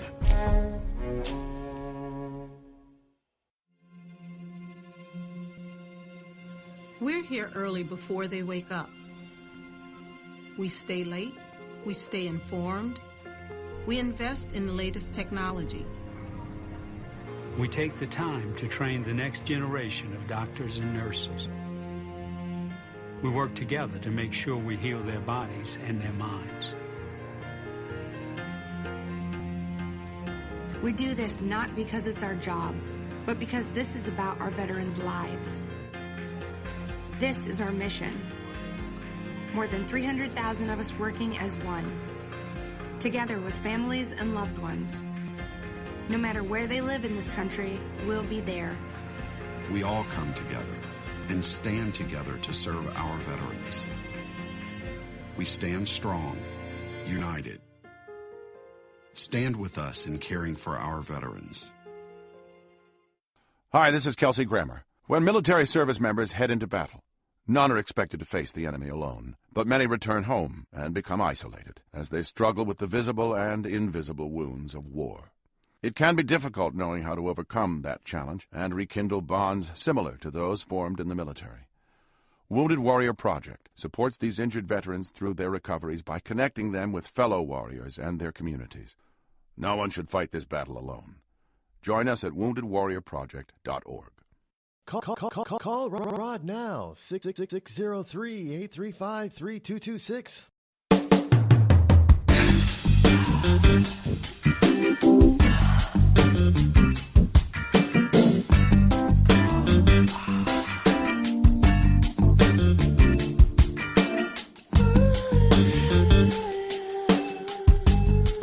Before we continue with this survey, as it were, this white privilege survey, we're going to get into today's tribute music for our military. And then we'll get right back into it. We always like to take time out to thank our military personnel, our men and women in uniform of the armed services. That means the Army, the Air Force, the Navy, the Marines, and the Coast Guard. I know the Coast Guard is not part of the Department of Defense, but it should be, because they're almost as well trained. I mean, those guys are trained just as well as anybody else. So, this is for all of you out there who help keep this country, its people, and our Constitution safe and free.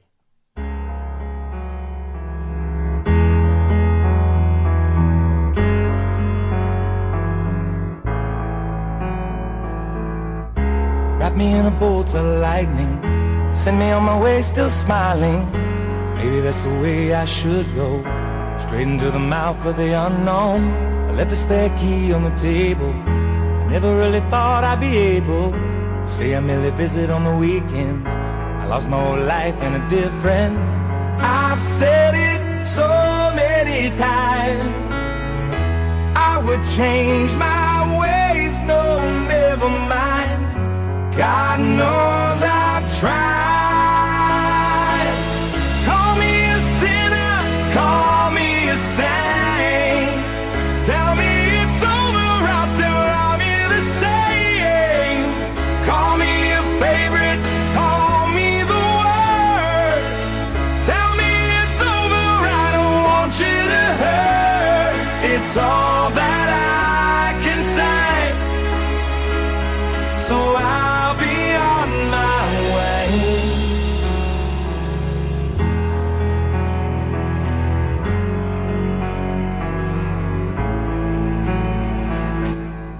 I finally put it all together, but nothing really lasts forever. I had to make a choice that was not mine.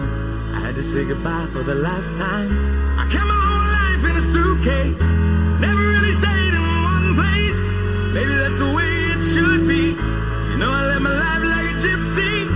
I've said it so many times, I would change my ways, no, never mind. God knows I've tried. Call me a sinner, call me a saint. Tell me it's over, I'll still love you the same. Call me a favorite, call me the worst. Tell me it's over, I don't want you to hurt. It's all that I can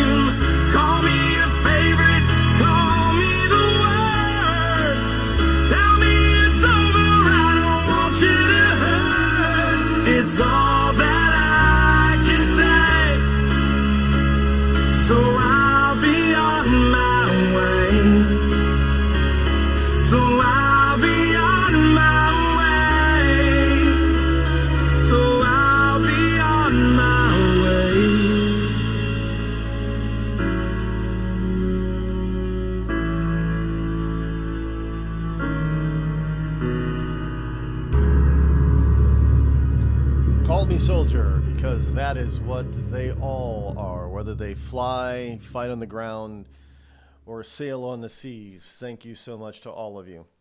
And next hour we have military news, so don't miss it. Now back to this this ridiculous survey. And it continues here by saying that I can be sure that my children will be given curricular materials that testify to the existence of their race. Okay. I'm not even going to touch that because that is so asinine. It's ridiculous. No, I mean, I know some people are saying, well, Rod, this was written in 89, man. It's not the same today, but it's better to... No, this survey, I don't care when it was written, it is being handed out today. I can go into a music shop and count on finding the music of my race represented into a supermarket and find food that I grew up with, or into a hairdresser shop and find someone who can deal with my hair. Okay, well, the last question. So if you don't have straight blonde or brunette hair, you know, it can be difficult to find a hairdresser or a stylist. I get it. I run into that problem. Yeah, so unless, of course, I'm in Detroit, or I'm in Buffalo, or I'm in Jamaica Plain, Boston, then I don't have a problem finding anybody who can cut my hair. But you might have a problem if you were a blonde-haired, blue-eyed person walking in those communities, walking into the... I am sure that they might have a difficult time finding somebody who can really address their hair. It depends on where you are. Are you supposed to be anti-white even in a white neighborhood? Oh, this is such a white privileged neighborhood. I mean, all you look around and all you see is white people. White people among white people, and white people talking to white people, and white people doing white people's hair, and white people food in the white people grocery store. What kind of foods would it be? Is watermelon a racist thing? Is that only for blacks? Is fried chicken and gravy and fried chicken and waffles, is that only for blacks? I mean, come on. It's the most ridiculous crap, you know, going to a grocery store. Well, hello, this is America. It's not Jamaica. It's not China.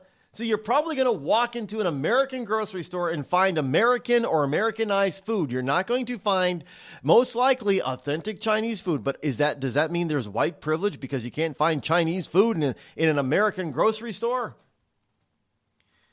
How about the music shop? I don't know. I look around now and I see a lot of white, a lot of blacks doing it. There's black people in country music, for God's sakes. I know that sounds ridiculous, but you get black singing country music. Yeah, anybody? Darius Rucker, anybody? Oh, well, he's not fully black, Rod. Well, I don't care. He's still part black. He left Hootie he left the Blowfish, and Hootie went over to do country music. He's actually kind of got the voice for it. I'm not gonna lie. But by the way, country music is a white form of music. There aren't a lot of black people who wanna try to co-opt or get into country music or bluegrass or anything.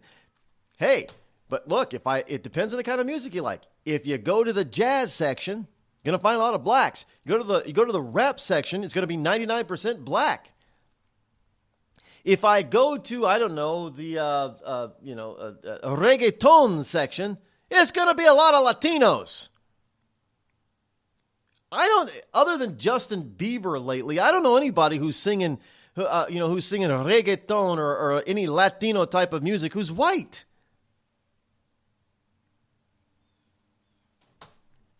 Just saying. Okay, this continues. Number 7, whether I use checks, credit cards, or cash, I can count on my skin color to not work against the appearance of my financial responsibility. What does that even mean? Actually, in today's day and age, if somebody uses a check, I kind of look at them suspiciously. I don't care what color they are. I get by, I'm behind. You're still using a paper check? Why are you using a paper check? You're going to use the float to your... The float doesn't work like it used to, by the way. Anybody remember? Charles Gibbons used to be a financial guru.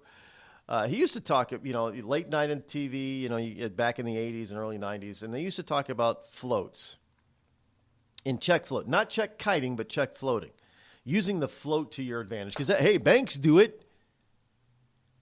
And some people took that to heart, meaning, oh, well, I need this today, and I get paid. There's not enough money in my account today, so I can't, use cash, but I can write a check because I get paid tomorrow, and the money's going to be there tomorrow. So that's floating a check, using the float. And people used to do that. It's not as easy to do that today. Because a lot of times, you write a check, and the business doesn't use it as a check anymore. They don't deposit the check. They kind of use a check as like a credit card or a debit card, and it automatically, right while you're standing there. And sometimes they'll even say, well, here, I'm going to give you the, it used to be, I used to see, in certain places that would actually give you the paper check back because they did an electronic version of it. So checks don't work the way they used to, check floating. Anyway. So number 8, I am not made acutely aware that my shape, bearing, or body odor will be taken as a reflection of my race. Well, there are distinct odors from certain people. I mean, because of what they eat. You pretty much know an Indian from India sometimes because of all the, the cumin and turmeric that they eat. It comes out in their skin. And it smells that. And not to mention, because they use a lot of it when they cook, it permeates their household. So, of course, if you're walking in the house, it smells that way. But I don't care if you got what kind of BO. If you got BO, I don't care what color you are. You just stink. Take a shower. But I guess that's going to be white privilege if you think people should take a shower and not stink. Remember white privilege also caused the bubonic plague, the Black Death, because of poor hygiene during the Dark Ages. Anybody? Well, yeah. Historically speaking, did we blame did we blame Africans for that? No, we didn't. I can worry about racism without being seen as self-interested or self-seeking. That doesn't make any sense whatsoever. Oh, I'm a white man, so I can worry about racism without being seen as being self-serving or self-seeking. So a black person can worry about racism, and a Latino person can worry about racism, and an Asian person can worry about racism, but it's all seen as self-serving? Okay. Well, who's seeing it as self-serving? Question number 10. I can take a job or enroll in a college with an affirmative action policy without having my coworkers or peers assume I got it because of my race. Is there affirmative action for white people? I didn't know that. I didn't know that there was affirmative action for white people. And as far as anybody else getting hired or getting into college because of affirmative action, isn't that a good reason to get rid of affirmative action so you get there on your own merits? Because there's a lot of people that do. A lot of non-white people get into college or get a job not because of affirmative action, but because of their ability. And they're hired strictly because of their ability, or they're enrolled strictly because of their grades and their ability. I guess that doesn't count. Number 11, I can be late to a meeting without having the lateness reflect on my race. No, if you're white and late, then you're probably considered to be white trash all the time, if you're always late. Well, that's a race. You're still white. White trash is a race, I guess. What is that guy? I can be late to a meeting without... Well, you know who coined the term... city time or black people time? It was black people. Not whites, it was black people. 10 minutes late is on time for black people. That's black people time. That was coined by black people, not white people, by the way. Just let me say. I can choose public accommodation without fearing that people of my race cannot get in or will be mistreated. Well, sure, there are places I avoid. Just like I am sure that there are places that white people avoid. Simply because of their race. You're not going to be comfortable there. I get it. It's not just white people who do that. It's not just white people who can feel like they're that don't feel comfortable somewhere if they go somewhere. And sure, of course, they do. Every race does. They get out of their comfort zone, or they get to a certain area that they know is known to be, disingenuous and less friendly to other races. You could say the same thing in some Chinatowns. You're not going to stay in a Chinatown hotel if you're not Chinese or Asian. Just most likely you're not going to feel comfortable. I don't care what other race you are. Do you think you're going to go to a Black Panther-owned hotel if you're white? Oh, hell no. Number 13, I've never asked to speak for all of the people of my racial group. I have never been asked to speak for everybody who's black or everybody who's Cherokee. I've never been asked that. Has anybody been ever asked that? Have you ever been asked to speak for all Latinos or all Asians or all whites? I guess white people don't get to ask that question. I can be pretty sure that here's number 14. I can be pretty sure that if I ask to talk with the person in charge, I will be facing a person of my race. Again, it depends on where you are. If I'm in Burlington, Vermont, a very white city, I'm expecting to see white people in charge. If I am in downtown Detroit, I expect to see a black person in charge, and often they are. If I am in Lawrence, Massachusetts, and I walk into some place and ask to see the person in charge, they're most likely going to be Latino because that's who makes up Lawrence, Massachusetts. All of this is bullshit, really. And this is being asked, and it goes on for 20 questions. And this is being asked of sociology class students in San Diego State University. What a crock. It is such a well, I don't. How else do you put something like this? It just doesn't make any sense whatsoever for these people to be this way. Really.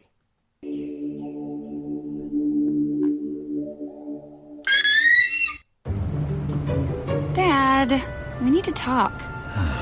Can we just enjoy the drive?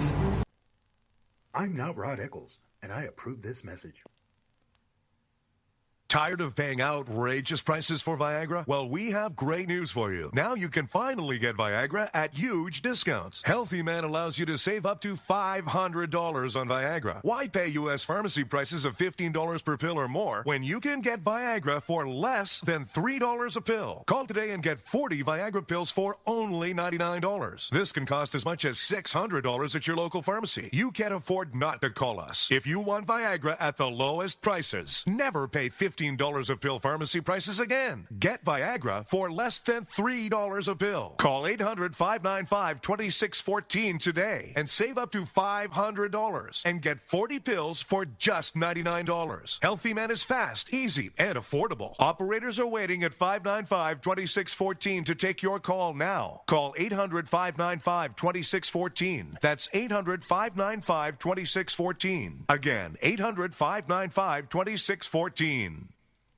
We've all heard of male enhancement, but now there's an expert on true male enhancement in the areas that really count. In Herb Ellis's book, Husband 2.0, Real Male Enhancement, you'll find answers to questions like, why doesn't she want to have sex? A quick start, quick results workout guide, plus what you can do as a side hustle to make money now. With all the great tips in this book, every man can benefit.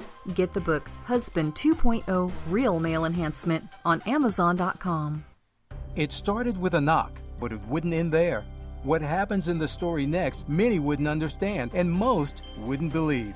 5 + 2 = Perfection by Samuel Rosette Jr. is a must-read. The scriptures within are reminders of the ancient past, and yet intriguingly infuses with texts which stand on the edge of the stage of relevancy. Available online at Westbow Press, Amazon, Books A Million, Barnes & Noble, and SamuelRosetteJr.com. A couple of weeks ago, a long-haired young person came into our bank and said, "I'll bet you're a Nazi." Well, I love America, support the Constitution, and believe in capitalism. So I told him I'm not a Nazi, and I'm not. So what happens? The punk breaks out 2 windows and pepper sprays an elderly woman in the face. You know, there's one thing about long-haired young people nowadays. They're real assholes. Long-haired young people, you suck.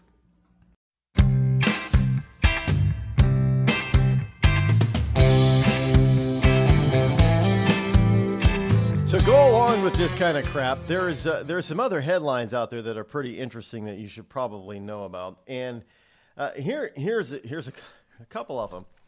Professor is told to report students who make campus less inclusive to behavior assessment teams. So I don't know what it means. Does that mean that if a black student is a Black Panther, a new Black Panther, that's being less inclusive? Black Lives Matter, that's less inclusive? Are they going to be reported? Brown University. You know, Brown University, that's Rhode Island. Brown University will offer segregated student dinners for black and Muslim students. Are they... Oh, my goodness. At the same time, there is also this one.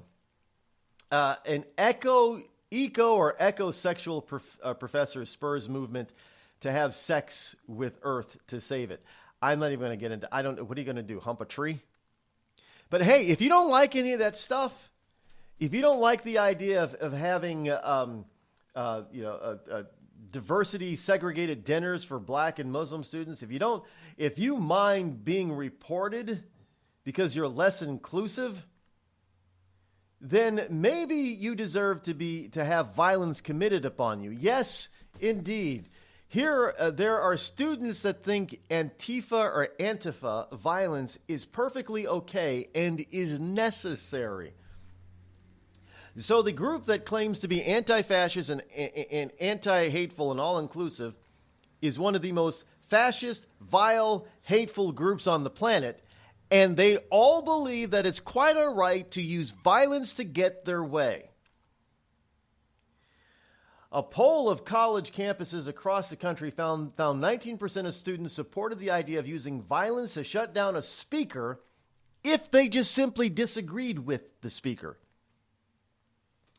Campus Reform published a video yesterday in which a pair of interviewers asked students at American University in Washington, D.C., what they think of Antifa's use of violence. The question was slightly different. From one asked in the poll just asked if a student group could use violence to stop a speaker with no lead-in question, then they agreed with it. So in other words, it is quite okay. You've got nearly 20% of the population. If you think 19% is not a large number, you remember back in 1992, Ross Perot got 19% of the popular vote, which was enough to get Bill Clinton elected. So now you have 19% of college students, who, at least surveyed college students, who evidently believe that some form of violence, if you disagree with a person, is quite all right. So if you disagree with a speaker, it's quite all right to use violence to shut them up and shut them down.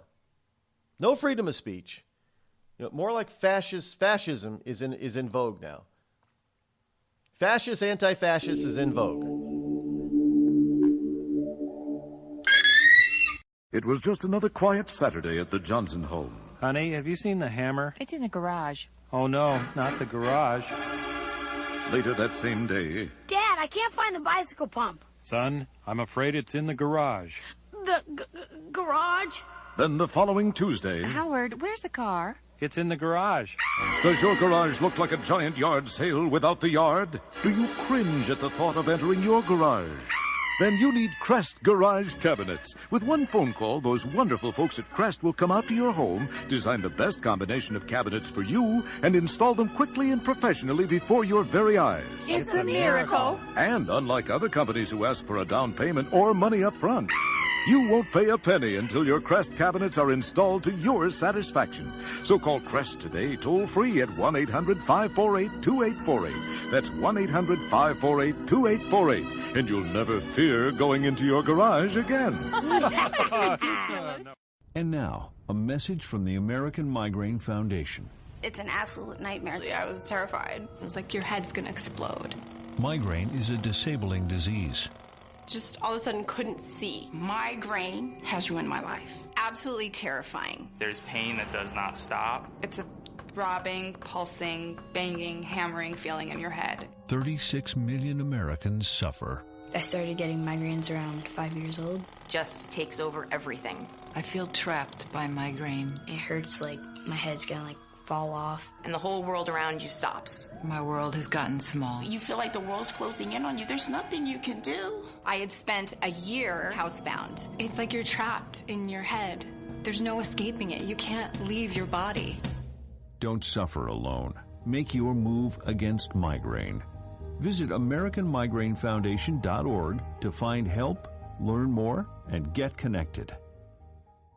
The Red Cross responds to nearly 66,000 disasters every year, most of them house fires. Red Cross President and CEO Gail McGovern says you need to develop an evacuation plan and practice it, especially with your children. It takes just 2 minutes for a home to be engulfed in flames. Practice those drills. We all think our kids know what to do. They don't. We need to teach them. We have started a large campaign where we're going into vulnerable communities and helping install smoke alarms. Already 92 lives were saved, and 4 of those lives were saved by a 5-year-old girl who remembered what we taught them during these fire drills, and she got her family out. We also have a slew of free apps that people can download onto their smartphones. It's what to do in every kind of disaster you can imagine, how to prepare and how to recover. To help support all the Red Cross does and to make a financial donation, go to redcross.org. That's redcross.org.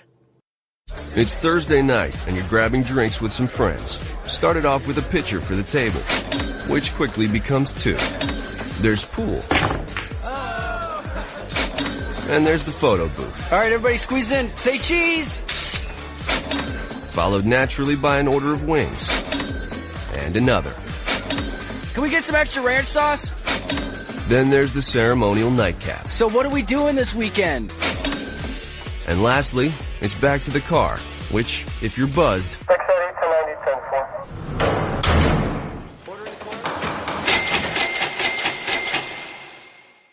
could be the most expensive night of your life. Getting pulled over for buzzed driving could cost you around $10,000 in fines, legal fees, and increased insurance rates.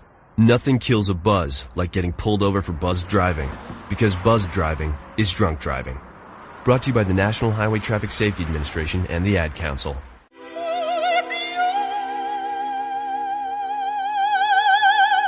The human voice. It can be sweet as music, powerful as thunder, and so, my fellow Americans, cheerful as laughter.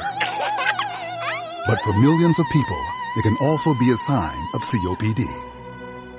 This serious lung disease can make it so hard to breathe, you often can't catch a breath or finish a sentence, let alone carry a tune.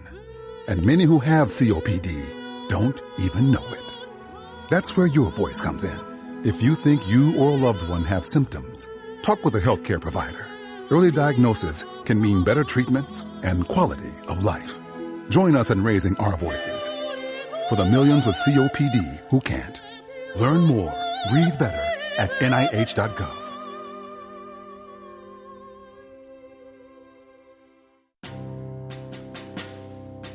On the battlefield, there's a saying America's military men and women live by. Never leave a fallen warrior behind. Ever. Off the battlefield, Wounded Warrior Project operates with the same goal. We leave no warrior behind. Wounded Warrior Project is a non-profit organization created to help our men and women returning home with the scars of war. Whether those scars are physical or mental, we're here to make sure that they heal. And whether it's helping those with post-traumatic stress disorder live a normal life again, or giving much-needed support to injured warriors in veterans' hospitals, Because no one deserves our help more than the men and women who risk their lives to keep us safe. Wounded Warrior Project. We never leave a fallen warrior behind. Ever. Learn more about what we do at woundedwarriorproject.org. Every day, the men and women of the United States Marine Corps demonstrate their commitment to defend the American way of life. Since 1775, we have served our nation as a force in readiness. From combat operations to humanitarian assistance in every corner of the world. No matter where the mission takes us today, or wherever our country needs us tomorrow, we always remember the land we call home. As Marines, we take a stand for each other, for our nation, for us all. The few, the proud, the Marines.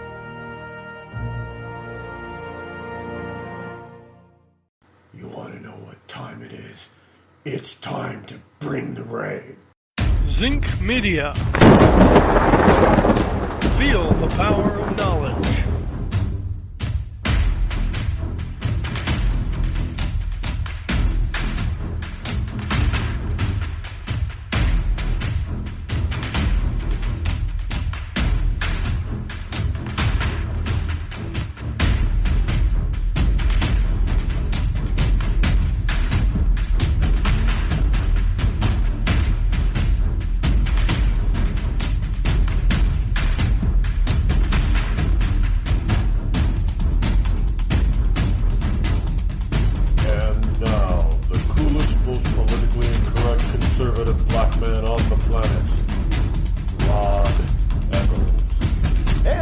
To you, liberty lovers and ecclesiastites all across the globe. Here it is, hour number 3 already. The fastest 3 hours on Internet Talk Radio is right here on the Rod Eccles Show. The Hot Rod line is 603-835-3226. If you haven't, the front end of RodEccles.net, the new RodEccles.net, is active and viable. You can listen to the show over there. The back end, they're still working on. I don't know why the back end isn't working yet. And the back end is all, you go and look at the menu and you try to get to most of the other pages on the menu are not active yet. That's the back end. The front end is your front page. And that's fully functional, I guess, is what I'm told. So I don't, you pay people to do certain things and I don't ride people. I'm not a micromanager. I just expect certain things. We missed a deadline. I was upset. Boy, you did not want to be in the room when I realized we missed the deadline. But they assured me that there was good reasons for it. So I'm thinking, okay, well, we're not going to miss any more deadlines. We're going to set a new deadline and that's it. And they assured me that it would all be taken care of. But the front end, at least, it looks really good. I'm proud of it. I helped it. I didn't design the whole thing. I gave my input. I helped design it. So I guess I could actually say, I designed my own website. I like it. Looks really, it's just, hey, I picked the sort of style. I said I wanted to be a cool version of, and I'll admit it. I like anybody go to outdoormanstore.com, Tim Allen's, last man standing site. I like that site. It's nice and clean, crisp. Mine's a little bit busier than that one because it's got a little bit more information on the front page than that. But I took, it's pretty similar. And I like it. It's different. You go to all the other talking head pages and none of them look like, they're starting to look all commercialized and all dramatic. And look at, there was a lot of work and money that went into the websites of the likes of Glenn Beck and Rush Limbaugh. They're beautiful sites. Beautiful. They are great. But they just, they just kind of, they're like, they're getting off into this dramatic thing type of thing. And It is what it is. I mean, I like Glenn Beck's site is very simplistic, by the way. I mean, it's as far as its navigation, I did like that about it. Rush Limbaugh has always had a cluttered one. So has Sean Hannity, Laura Ingraham, and Michael Savage. I don't even know where the hell they're getting their ideas from. It's so cluttered, can't find anything. But yeah, I pay attention to all those other people. I go to their websites. Mark Levin, it's kind of nice. There's been a few others that I visited. Some of them are nice. Some of them are like Glenn Beck's. Glenn Beck's. I mean, whether or not you agree with Glenn Beck, I don't personally like Glenn Beck as a talk show host. I don't like his program. In fact, we're competitors now because he's on the same time I am live. But I do visit his site from time to time, and it's a beautiful site. I'll give him credit for that. It's gorgeous. And it looks fantastic on a mobile device, cell phone, which, by the way, so does mine. Very easy to operate. Glenn Beck's it looks good, but some of the graphics get chopped up on a cell phone. Mine don't.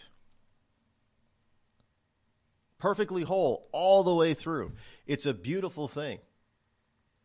I don't know how they did that, how the webmaster did that, but there isn't any squished or chopped up graphics on if you look at it on a desktop, if you look on it on a tablet, or if you look on it on a mobile device, your cell phone, it doesn't get chopped up. I don't know how they did it, but maybe that was part of the whole reason why certain things didn't work or were working, or I don't know.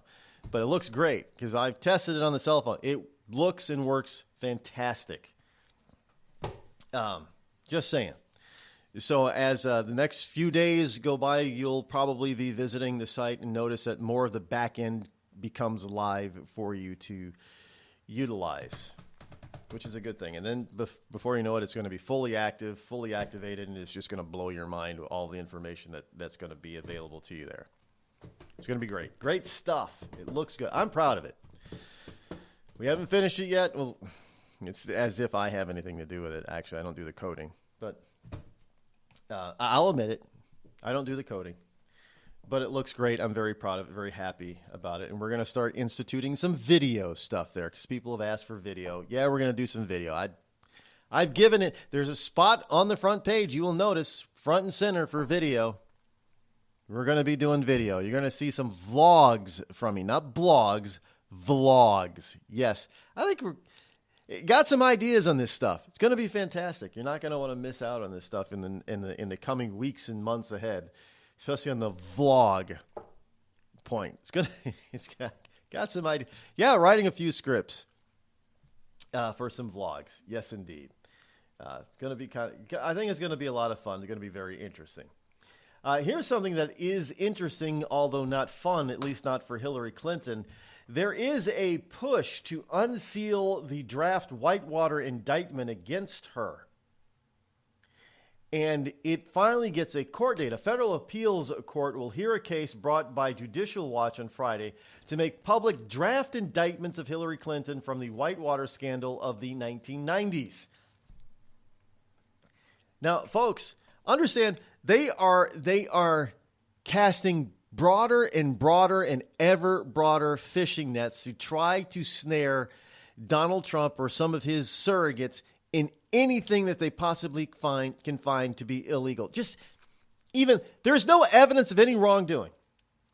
They have looked and looked and looked and found nothing. But they are, this looks interesting. Maybe we should look over here. Maybe we should look here. Maybe we should go back 10 or 15 years for Donald Trump's taxes to see if anything, is wrong there.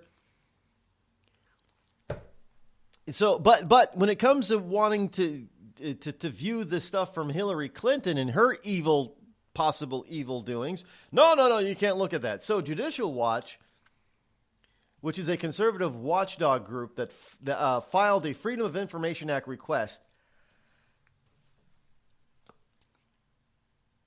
They want copies of the documents that the National Archives and Records Administration has declined to release. It filed a Freedom of Information Act request for the documents in March of 2015, and in October, the group sued for the 238 pages of responsive records. Why would they? There's nothing private about it, nothing national security about Hillary Clinton's draft indictment. Do you realize that, you know what an indictment is? Indictment means that, okay, they believe that there was a crime, that there was a grand jury, they believe there was a crime, and that it should go forward to a court of law, a trial. Now, according to Judicial Watch, but I guess it was a draft indictment. They hadn't gotten to that point yet, but they were considering it. Well, not even considering it. They drafted the why did they stop? Why did they not go through? This is what is probably in those documents that Judicial Watch wants to review. Now, according to Judicial Watch, the National Archives argues that the document should be kept secret, citing grand jury secrecy and Clinton's personal privacy. It's a criminal matter. There is no personal privacy. I'm sorry. You know what? Look, you get arrested for anything. And it appears in police blotters all over the place. You know, in the newspaper, they still print that stuff. You just get arrested. You may never even be charged, or you may be charged and charges dropped, or you may be found innocent. It doesn't matter. Criminal matters are public from the start to the finish. There is no personal privacy here for Clinton. You're under investigation. That's also public record. You may never be charged, but hey, everybody knows that you could have been under investigation. I mean, they don't go and publish that kind of stuff, but it's not. If you wanted to know if somebody was under investigation, it's not private, unless they're undercover. They're not going to reveal undercover operations because that would jeopardize the case, obviously. But if they're not, if that's not going to jeopardize the case, then everybody's going to know. We already know about it. We already know. There's nothing that's going to jeopardize this. It has nothing to do with her privacy. She doesn't have any privacy when it comes to this kind of matter. Now, Judicial Watch says that because so much about Whitewater case has already been made public, there is no secrecy or privacy left to protect, just as I said.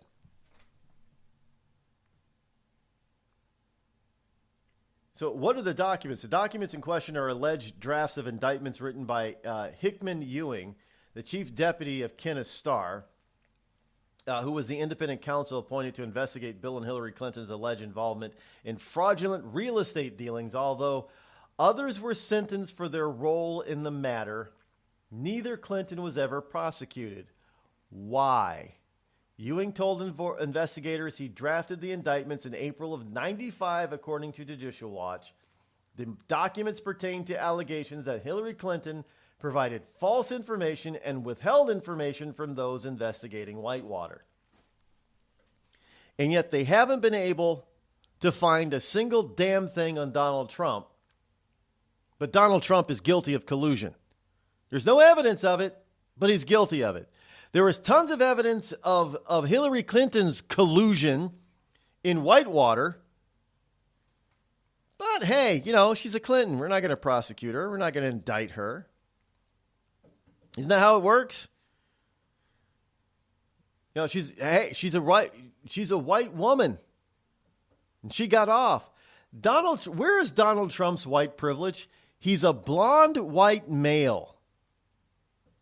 And he can't get away with anything. Even if he didn't even do it, he can't get away with it. It's almost as if, Donald, you're a white blonde man. You're the epitome, the ultimate white male privilege kind of guy. You're a rich white billionaire who became president. No, you didn't do anything illegal with the Russian collusion, but you probably could have if you wanted to. And therefore, because you probably could have if you wanted to, even though you didn't want to, and even though you didn't, but because you're white, you probably could have if you wanted to. So therefore, you should be held accountable for possibly doing something that you could do because you're white. And even though you didn't want to do it, You could have done it, so you should be held accountable and found guilty for it, and then sentenced and impeached and all this other kind of stuff. Now, Hillary Clinton, on the other hand, and Bill Clinton, who's also a white male privileged president, although he's not privileged, Rod. He was from the poor country and state of Arkansas, and he wasn't blonde. He was a brunette. Well, he's still a white man.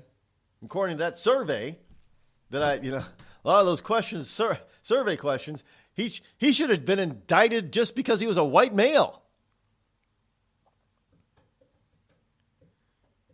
White men, they get charged more now in Canada to see a movie. $15 versus $10. So Bill Clinton at least should have been indicted simply because he's a man. Now, how does that look? You can't say that Hillary was not complicit because, she was the poor little wife that didn't know what the hell was going on. Oh, she did play that card a number of times with, Bill's infidelity. But she was the ringleader. People believe that she was, and I guess there's evidence that she was one of the ringleaders of the whole Whitewater scandal. I may have been a good president in some people's eyes, and I may have been, a philanderer. Yeah, I got away with a lot. I mean, there are a lot of women that I had besides my wife Hillary, because Hillary's a lesbo anyway. But we had to turkey baste her to get Chelsea. I'm telling you right now, there are people that actually believe that. By the way. Because Hillary and I, we don't do that. We don't have relations like that.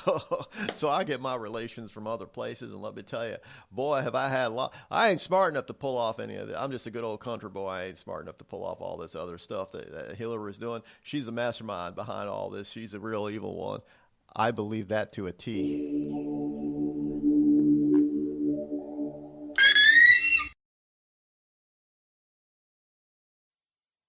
Tired of paying outrageous prices for Viagra? Well, we have great news for you. Now you can finally get Viagra at huge discounts. Healthy Man allows you to save up to $500 on Viagra. Why pay U.S. pharmacy prices of $15 per pill or more when you can get Viagra for less than $3 a pill? Call today and get 40 Viagra pills for only $99. This can cost as much as $600 at your local pharmacy. You can't afford not to call us. If you want Viagra at the lowest prices, never pay $15 a pill pharmacy prices again. Get Viagra for less than $3 a pill. Call 800-595-2614 today and save up to $500 and get 40 pills for just $99. Healthy Man is fast, easy, and affordable. Operators are waiting at 595-2614 to take your call now. Call 800-595-2614. That's 800-595-2614. Again, 800-595-2614.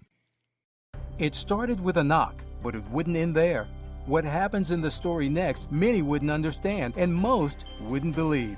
5 + 2 = Perfection by Samuel Rosette Jr. is a must-read. The scriptures within are reminders of the ancient past, and yet intriguingly infuses with texts which stand on the edge of the stage of relevancy. Available online at Westbow Press, Amazon, Books A Million, Barnes & Noble, and SamuelRosetteJr.com. We've all heard of male enhancement, but now there's an expert on true male enhancement in the areas that really count. In Herb Ellis's book, Husband 2.0, Real Male Enhancement, you'll find answers to questions like, why doesn't she want to have sex? A quick start, quick results workout guide, plus what you can do as a side hustle to make money now. With all the great tips in this book, every man can benefit. Get the book, Husband 2.0, Real Male Enhancement, on Amazon.com.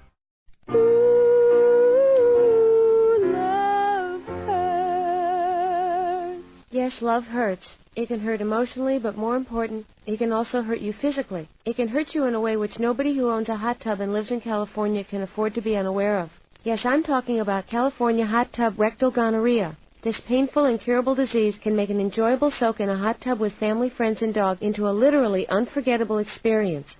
If you catch California hot tub rectal gonorrhea, not only will you walk around feeling like you're about to pass a twisted sardine can lid, you'll also smell like a pile of burning tractor tires. So don't jump out of the frying pan and into the hot tub, because if you get California hot tub rectal gonorrhea, it'll really burn your ass. This has been a public service message brought to you by the Citizens Against CHTRG Foundation. California hot tub rectal gonorrhea. We're not going to take it sitting down.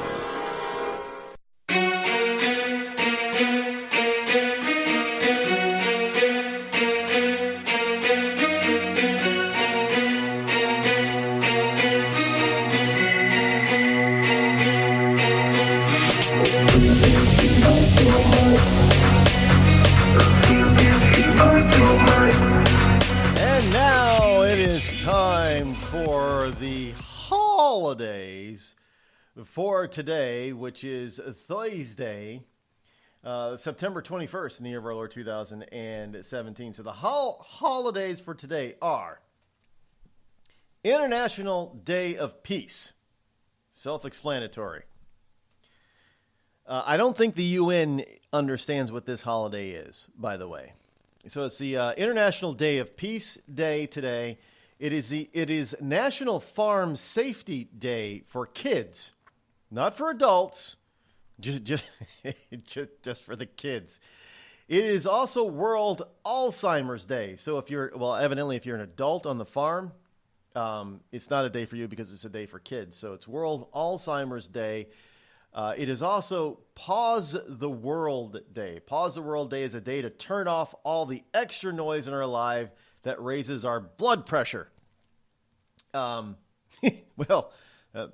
people on the left would say that would be this program and programs like this. Turn it off. It's just noise. No, don't you just wish you could just turn off Antifa? Just turn them off. Because don't they raise people's blood pressure? Oh, they probably raise their own blood pressure because yeah.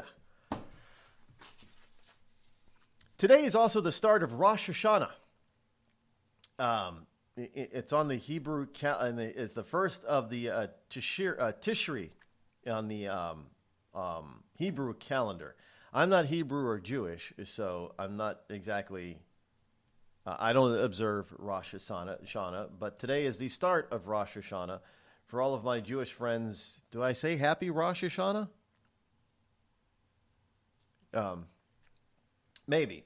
It is also National Pecan Cookie Day. Yes, indeed. Today is a day for pecan cookies. Pecans come from a type of tall hickory tree that is native to North America. The name comes from the Algonquin word paccan, P-A-C-C-A-N.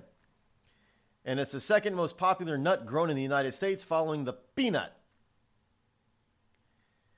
So today is the pecan pie, pecan peach pie, maple or butter pecan ice cream. No, that's not the day for any of those things that contain pecans. It is only a day, today's holiday is only celebrating the pecan cookie. It is Pecan Cookie Day. It is also Miniature Golf Day. A little bit of background behind miniature golf. Miniature golf celebrates the miniaturized version of golf, also known as mini golf, crazy golf, or by the more popular acronym, putt-putt. Miniature golf was invented, I do believe putt-putt is actually a brand, by the way. Like Kleenex is a brand of tissue. I think putt-putt is actually a brand of mini golf. I believe so. I could be wrong, but miniature golf was invented in the late 19th century in Scotland, along with golf. Likely as a way to allow women of the day to golf, as back then they were not supposed to raise their arms above their shoulders. The game focused on putting, which kept their arms low. So women weren't supposed to raise their arms up high over their shoulders. I guess they were like John McCain's of the day. In the late 19th century, the sport across the Atlantic, and following World War I, it became very popular in the US of A. The Thistle Dew course opened in North Carolina in 1916, credited as being the first miniature golf or putt-putt golf course, ushering in the era of standardized miniature golf courses. With the invention of artificial green or turf in 1922, the miniature golf boom started. I didn't know that went back that far. Artificial turf goes all the way back to 1922. And it lasted until the 30s when the Great Depression helped dampen the popularity of the sport. However, improvements in obstacles on the green by the Taylor brothers and the Loma brothers in the 50s may have helped the sport to once again gain popularity. The game is usually played on AstroTurf carpet or concrete. There are regularly 9 or 18 holes, just like traditional golf, but unlike traditional golf, there is usually no more than a 10-yard distance from tee to cup. So get out there and play yourself some miniature golf today, will you? Those are the holidays for today, September 21st. You might be surprised to learn who has Crohn's disease or ulcerative colitis. Nearly 1 in 200 Americans are suffering with the debilitating pain and constant disruption of these inflammatory bowel diseases, or IBD. Chances are you know someone with IBD. For example, your neighbor or coworker. The Crohn's and Colitis Foundation was created to help patients cope and to find a cure. People with IBD can't wait. Won't you help someone you know? Visit www.escapethestall.com today. Were you born from 1945 to 1965? People born during these years are 5 times more likely to have hepatitis C. But most people don't know they are infected. So even if you try to eat right, exercise, and take care of yourself, you can still have hepatitis C, a serious liver disease that often has no symptoms. In fact, people can live with hepatitis C for decades without feeling or looking sick. But over time, hepatitis C can cause serious health problems, including liver damage, liver failure, or even liver cancer. Getting tested is the only way to know if you're infected with hepatitis C. That's why the CDC recommends everyone born from 1945 to 1965 get a blood test for hepatitis C. Treatments are available that can cure this disease. So talk to your doctor about getting tested. It could save your life. A message from the CDC. Everyone is talking about healthcare these days. America spends twice that of other developed countries on our healthcare system, yet our health ranks near the bottom. How can we stop spending so much and getting so little? Shifting to a system based on primary care can help fix the problem. Patients with a primary care doctor live longer, healthier lives and are less likely to suffer from cancer, heart disease, or stroke. Primary care that is comprehensive and coordinated also saves money. Patients who have a primary care doctor spend 30% less on health care than patients who don't. States with a high number of primary care doctors have lower health care costs and higher quality care. Primary care can help make America healthy again. To learn more about the benefits of primary care, visit www.healthisprimary.org. This message is brought to you by America's Family Physicians. It's been called shell shock, war neurosis, and battle fatigue. Today, we call it post-traumatic stress disorder, and it affects 1 out of every 5 warriors returning from battle in Iraq and Afghanistan. The Wounded Warrior Project offers comfort and support for warriors with PTSD and all other scars of war, whether those scars are visible or hidden. Find out how to help, because for warriors, the greatest casualty is being forgotten. Please visit woundedwarriorproject.org. The Amazon's rainforest is being cut down so fast that by 2030, 55% of it could be completely wiped out. The Earth's forests can't speak up when they need help, but we can. Be the voice for those who have no voice. Visit worldwildlife.org. There's a threat targeting America. One that's growing fast, but may still be hard to see. Lyme disease. Spread by tiny ticks, often smaller than the head of a pin. This dangerous disease is now more widespread than West Nile, tuberculosis, and HIV/AIDS combined. And if left untreated, it can lead to arthritis, facial paralysis, and even memory and concentration problems, often called brain fog.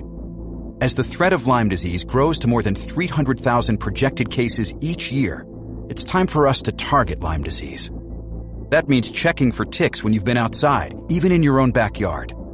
It means seeing a doctor if you experience the symptoms of Lyme disease, which can include joint pain, flu-like symptoms, fever, fatigue, or sometimes a bullseye-shaped rash.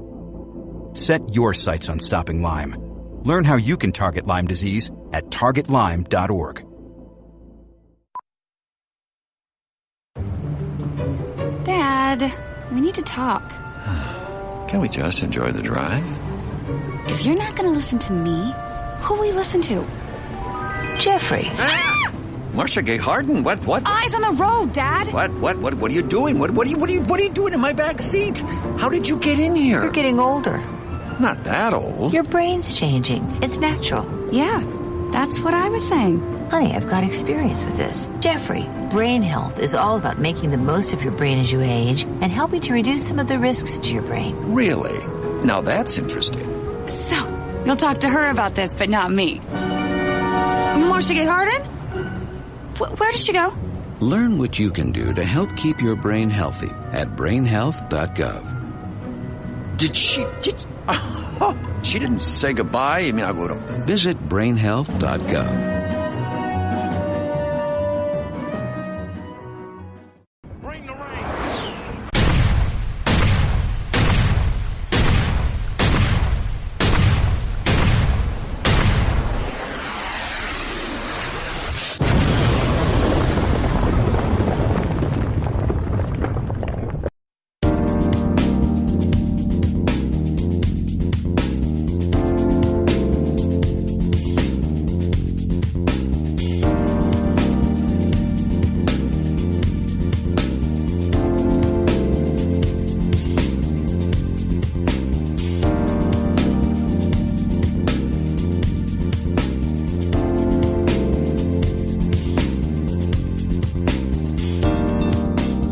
Rod line 603-835-3226. And, well, it's a number that you can utilize to call the program anytime that we are live. And now it is time for the Military Report. Yes, indeed. Every Thursday at this time, we bring you specific military news that is of interest, especially to the military personnel as well as their civilian admirers.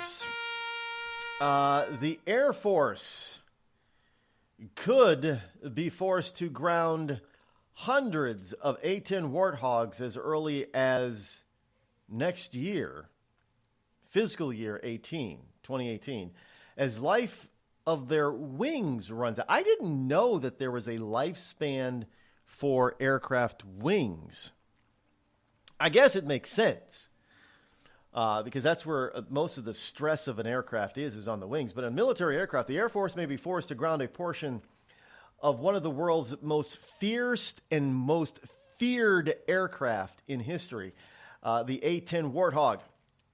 They may be forced to ground a portion of the squadron as early as fiscal year 2018 as their wings age out before replacement wings can be provided, the head of the Air Force Materiel Command said yesterday. Although the service plans to keep a majority of its A-10 fleet into the foreseeable future, leaders have acknowledged that it will be forced to retire 3 Warthog squadrons unless it is given money for new wings. Currently, 109 out of 281 A-10s need their wings replaced to extend their lives to 16,000 flight hours. But even if Congress funds the additional wing sets, the Air Force will not be able to hold a competition, award a contract, and modify its A-10s with new wings before the service life of at least some of the old wings runs out, said General Ellen Polakowski, commander of Air Force Materiel Command. Now, the A-10 is one of the nastiest military aircraft that was ever invented, that has ever flown. I mean, it is just, I know it's slow, it's subsonic, it doesn't hit, the speed of sound or anything. It's a slow aircraft, and often over a battlefield it needs cover fire from enemy aircraft with other jets. But if you're on the ground, I don't care what you're in on the ground. You don't want one of these things coming in at you, let alone a whole squadron. Do you realize 2 or 3 A-10s could devastate an entire tank battalion without even being scratched? I mean, this is just how nasty these things are. I mean, that Gatling gun on the front will rip through just about any armor that's out there available today.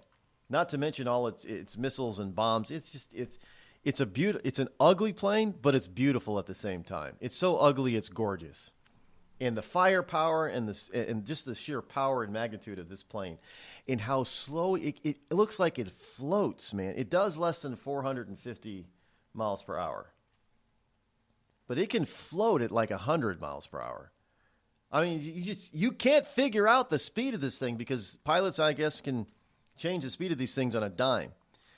And so it's very difficult. And the armor on the, I mean, there have been times when these things have been, bullet hole riddled. The pilot sits in a tub of armor. It is the most armored cockpit of any aircraft to date. They fly pretty low, so they got to be able to take bullet shots. But these things are rugged, and there have been times when they've made these things get back to base safely, and people look at them and say, "There's no way in hell this thing should fly." It's like the Bumblebee. This thing is so beat up, there's no way in hell it should have flown. Great aircraft, hard to replace, which is why it's been in service for so long. Well, just like a B-52 bomber. When you have a great design, you can modify and improve it, but it's hard to replace it. That's an A-10. Although I would think we will be replacing the A-10. Obviously, we have to at some point in the future because they'll just, they'll just be too old. But speaking of replacement, the Air Force does have a new gunship, an AC-130J Ghost Rider. And it's almost ready for combat. The gunship, if you ever watch, Transformers, the original Transformers, Spooky Bring the Rain. Remember that? And they were in the desert. That was a gunship, a flying gun. That's a powerful gun on that thing, and just devastates ground targets. And they're flying high up too, so it's hard to hit them. You can't hit them with rifle. You could hit an A-10 sometimes because they fly low enough with small arms fire. You're most likely not going to bring it down, but you can't hit it. These ghost ships, you can't hit it with small arms fire. You can't hit it with tank or machine gun fire. You got to use RPG, shoulder fired anti-aircraft missiles in order to bring those things, because they fly up that high, but their bullets rain down on you like you would not believe. Again, I think it's a 50 cal loaded on those things too. But it's nearly ready for combat, so they say. Air Command from the 1st Special Operations Aircraft Maintenance Squadron are saying that the AC-130J Ghost Rider gunship is ready to fly out of the McKinley Climactic Laboratory at Eglin Air Force Base and is ready to enter service. Now, the gunship is underwent its first cold soak, a test done to examine the aircraft's ability to function in temperature extremes. So they have done all that. It's passed all its tests, evidently, according to this story out of DoD Buzz, and it is almost ready to enter service. New gunship. VA wait times are as good or better than private sector wait times, according to a report reported in military.com.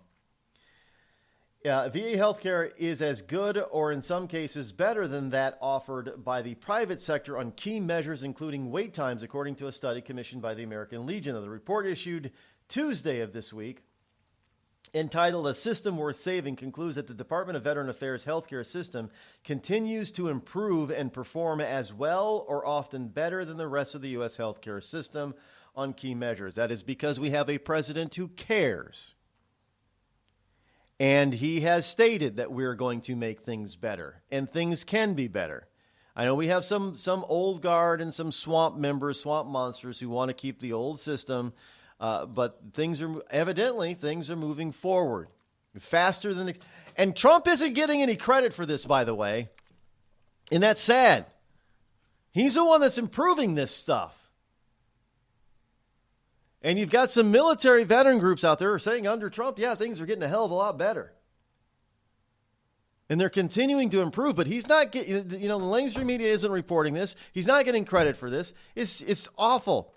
But, it is still a work in progress because there are a lot. I know, like, for instance, here in New Hampshire, they're also moving to improve the VA system in Manchester, New Hampshire. A number of people have been fired for incompetence at that VA hospital. And this is all coming down from new guidelines and regulations for the VA that have come down from the Trump administration. So, good. I'm glad to see that we're finally making some movement on it. And finally, in the military report today, Trump is to award a Medal of Honor to Alabama veteran. Yes, President Trump will award the Medal of Honor to a retired Army medic from Alabama who risked his life several times to provide medical care to his comrades during the Vietnam War. Trump will award retired Army Captain Gary M. Rose of Huntsville, Alabama, the nation's highest military honor for his actions in combat in Vietnam. Trump will honor Rose for his conspicuous gallantry during a White House ceremony to be held on October 28th. Rose, who is now 69, will be recognized for risking his life while serving as a medic with the 5th Special Force Group during combat operations in Vietnam in September of 1970. Rose repeatedly ran into the line of enemy fire to provide medical care and used his own body on one occasion to shield a wounded American soldier from harm. On the final day of the mission, however, Rose was wounded, but put himself in the line of enemy fire while moving wounded personnel to an extraction point, loading them onto helicopters and helping to repel an enemy assault on the American position. He will be given the Medal of Honor, so richly deserved. And thank you, Captain, for your service and your bravery during the Vietnam War. Good for him. This is the type of stuff that needs to be done more often. Frankly, this is the type of stuff that needs to be done more often. Getting a question: how old are the A-10s? They've been around since the 70s. And of course, they've had some design improvements, since then, but upgrades, but and some electronic upgrades and stuff. But it's just like a B-52. It's a beautiful plane. It was well designed, and it's difficult to design something new that's better than that right now, unless you totally change what you.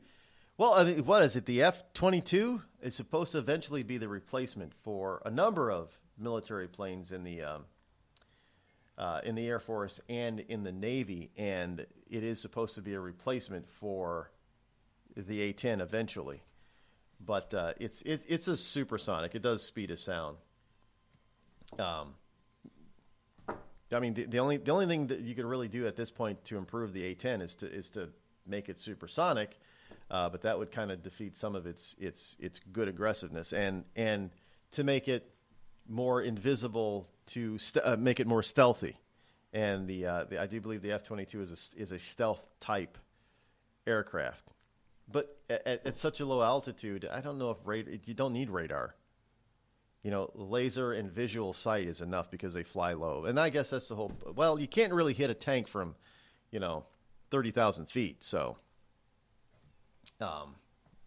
it's better to be closer to the ground. So you got it. And an F-22 isn't anywhere near doesn't have the armor protection that an A-10 has. So, it'll eventually be replaced, but at the moment there really isn't anything better available than an A-10.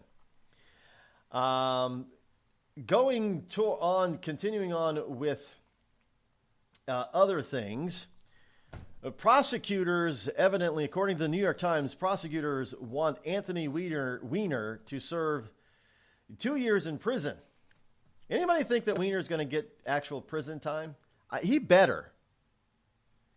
Anthony Weiner, the disgraced former Democratic congressman, has asked not to serve any prison time for his conviction in a sexting case. Of course he did. But his request for probation was simply inadequate, federal prosecutors said on Wednesday, after adding that his crimes deserve time in prison. In a sentencing memo, the government asked the judge to give Weiner, who's 53, a prison term of 21 to 27 months in a case that enmeshed him in an FBI investigation of Hillary Clinton last year before the presidential election. Now, this is a guy who has been known to have done sexting. This is why he had to resign from Congress to begin with, because of all the sexting allegations. But in this particular case, he was to be sentenced this coming up Monday, next week. And he could receive up to 10 years in prison on one count of transferring obscene material to a minor, a 15-year-old girl with whom he exchanged lewd text over several months back in early 2016. Will he have to register as a sex offender? I'm not sure of that. I don't know. But because, is he a sex offender? Is he kind of, sort of? But our laws on sexting are really, really, I'm not going to say antiquated. They're just misused terribly. Especially when a 17-year-old takes a picture of himself and sends it to another 17-year-old, and the 17-year-old who took the picture of themselves is charged and convicted for creating, possessing, and disseminating child pornography. I mean, should he be sexting and sending nude and lewd pictures to a 15-year-old girl? No. Did he know that she was 15? I'm going to give him the doubt on this one, because he was known to have sexted numerous women. Most of them were of legal age. So did he really know that she was only 15? I'm going to give him the doubt on this one and say probably not. But still sending unwanted and unsolicited pictures like this, even after you're told to stop, that's where the problem comes into play. Now, if a woman asks you to send that kind of stuff and then you get upset for it, well, honey, you asked for it. And you can't check ID of somebody who's on, hey, show me a picture of your ID before I send you anything on texting. Yeah, right. Tired of paying outrageous prices for Viagra? Well, we have great news for you. Now you can finally get Viagra at huge discounts. Healthy Man allows you to save up to $500 on Viagra. Why pay U.S. pharmacy prices of $15 per pill or more when you can get Viagra for less than $3 a pill? Call today and get 40 Viagra pills for only $99. This can cost as much as $600 at your local pharmacy. You can't afford not to call us. If you want Viagra at the lowest prices, never pay $15 a pill pharmacy prices again. Get Viagra for less than $3 a pill. Call 800-595-2614 today and save up to $500 and get 40 pills for just $99. Healthy Man is fast, easy, and affordable. Operators are waiting at 595-2614 to take your call now. Call 800-595-2614. That's 800-595-2614. Again, 800-595-2614. We've all heard of male enhancement, but now there's an expert on true male enhancement in the areas that really count. In Herb Ellis's book, Husband 2.0, Real Male Enhancement, you'll find answers to questions like, why doesn't she want to have sex? A quick start, quick results workout guide, plus what you can do as a side hustle to make money now. With all the great tips in this book, every man can benefit. Get the book, Husband 2.0, Real Male Enhancement, on Amazon.com. It started with a knock, but it wouldn't end there. What happens in the story next, many wouldn't understand, and most wouldn't believe. 5 + 2 = Perfection by Samuel Rosette Jr. is a must-read. The scriptures within are reminders of the ancient past, and yet intriguingly infuses with texts which stand on the edge of the stage of relevancy. Available online at Westbow Press, Amazon, Books A Million, Barnes & Noble, and SamuelRosetteJr.com.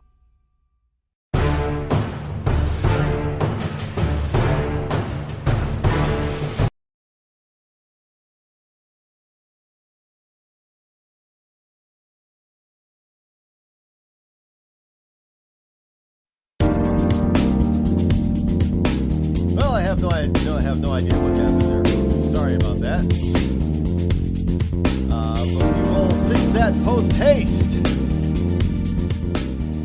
We'll make sure that doesn't happen again. I don't know what happened there. Why did that just go off to the end? We're not done yet. Somebody wants me off the air. A little technical difficulty right there. Any case, today there's a story about a former British Prime Minister, Tony Abbott, or not British, but Australian Prime Minister Tony Abbott, and he was left with a swollen lip after he was headbutted by a gay marriage supporter wearing a Vote Yes badge. Now, Tony Abbott has reportedly been hit and headbutted for his same-sex marriage views. In other words, he's against it. Andrew Bolt claims a man wearing a Yes badge headbutted the 59-year-old former prime minister, as the former prime minister has publicly shared a stance against same-sex marriage. Mr. Abbott was left with a swollen lip, but no major injuries, according. Well, I don't know. Swollen lip is pretty bad. Headbutting somebody. He said it was a reminder of how ugly same-sex marriage debate is getting. Tasmania police are investigating the assault after contacting the former prime minister. A spokesperson says no formal complaint was filed until officers contacted him. And finally today, and I guess it's the same thing all over the planet, right? It's a good to use violence on people that you disagree with. Don't debate them, just disagree with them and use violence on them. From the Kansas City Star, there's a problem. For me, it's a problem. It's worrisome. Shawnee Mission High School, Tyler Ruzich, R-U-Z-I-C-H, Ruzich. He's a Shawnee Mission North High School student, becomes second teen to join the Kansas governor race. Now, Tyler Ruzich, history teacher, discovered the Shawnee Mission student was running for governor. He made him give his campaign pitch to the rest of the class. They know what capabilities are, not just as a student, but as a person. Now, he is currently 17. He'll turn 17 next week, but he will be 18 in time for the election in 2018. Now, frankly, number of problems with that. One, he's too young. He doesn't have any life experience whatsoever to even think about running. What are his parents thinking? And two, it's frightening. I don't care if he's a Democrat or a Republican. It's frightening to see people who are so young think that they're only the best way to serve their country is to run for public office. And what are they going to do that? Can you imagine if he gets elected to office by the time he leaves college at 20 or 22 years old? For his entire life on the public dole? No. I do not recommend that for anybody. I don't care if they're conservative, liberal, moderate, doesn't matter. You have no life. It shouldn't even be I don't know. I guess under Kansas law, he's old enough to be on the ballot and to run, but there's no life experience there. Can you imagine if he actually did get elected? Isn't that what they have with the? There's a new program, new comedy on about some guy rapper running for mayor and actually gets elected. Well, it is what it is. We are out of time for today. We'll be back in 21 hours, of course, and tomorrow it happens to be Friday, which is open mic, open line, Freedom Friday. Just about anything goes. So be here for that. Don't forget to call in with just about anything on your mind. Tell a friend to tune in too. Tell an enemy, any liberal, to tune in. Until then, have a wonderful sunny Thursday afternoon. Unless, of course, you're down in Puerto Rico. Till then, I'm Rod Eccles. Thanks for listening. I'm out.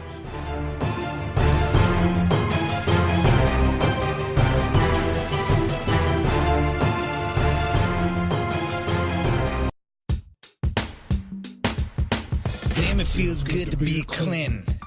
Damn, it feels good to be a Clinton. A shameless politician always plays her cards right. Got a crew for the fight on the airwaves. Left dogs in the press, keep the mouths tight. Cause a Clinton never needs to explain why it is what they done or with who. A real Clinton knows that they're entitled. and you don't get to know what they do. What difference does it make? For Clinton, what's loaded in some fat Apple file? A Clinton plays the victim for promotion. A Clinton kills it off with a smile. Damn, it feels good to be a Clinton. A server full of secrets ain't no thing. Damn, it feels good to be a Clinton. Nothing ever hits with the sting.